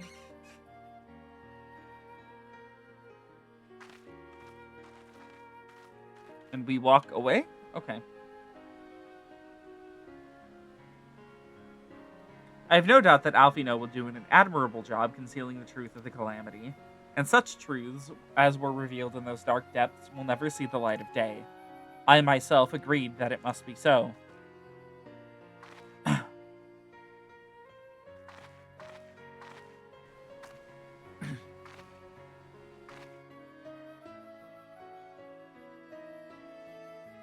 But the thought that the people of Eorzea shall forever remain ignorant of their savior, of your deeds, the injustice of it is almost too much for me to bear.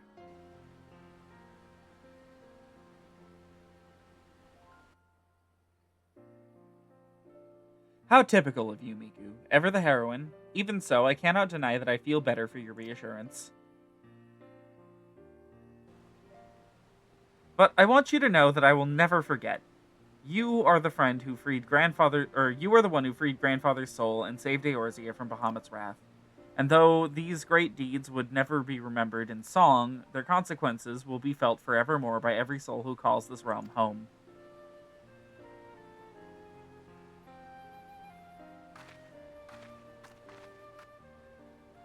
Oh, that was an Alize pop-in. That's pretty funny.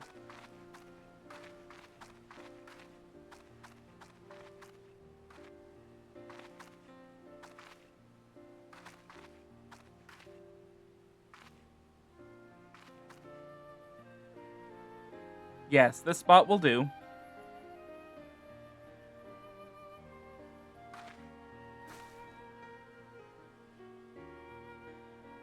For Grandfather, Nail, and the Dragons of Mericidia, for all those who were taken by the calamity.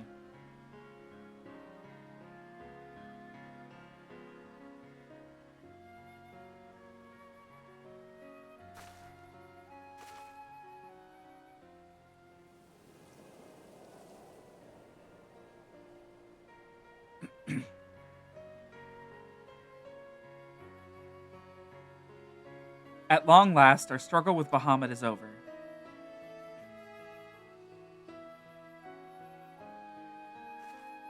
The realm, given new life through the prayers and sacrifices of countless souls, may look to a brighter tomorrow.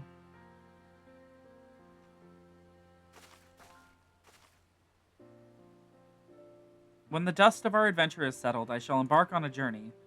I mean to find my own reason to fight for Eorzea, and when I do, I will fight with all my being.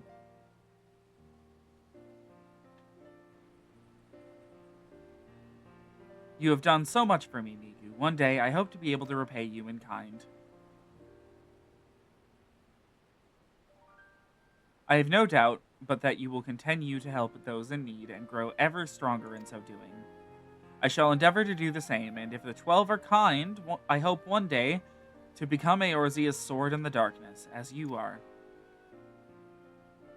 Come what may, you may rest assured that I will not be outdone by Alfino. That's a really weird thumbs up, Miku, but okay.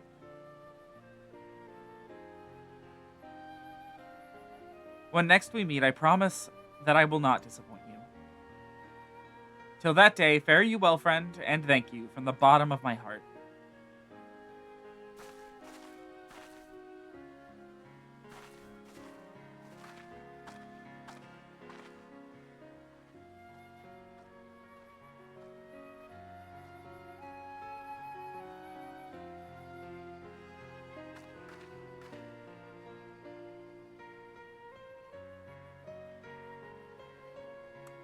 And that is the Binding Coils of Bahamut, a heavy quotations side quest.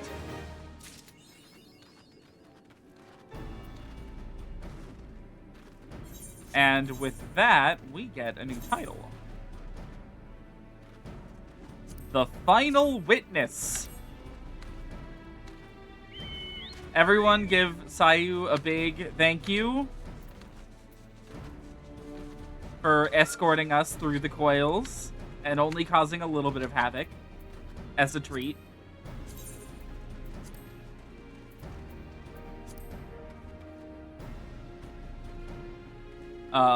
With that, I'm going to end the stream off here.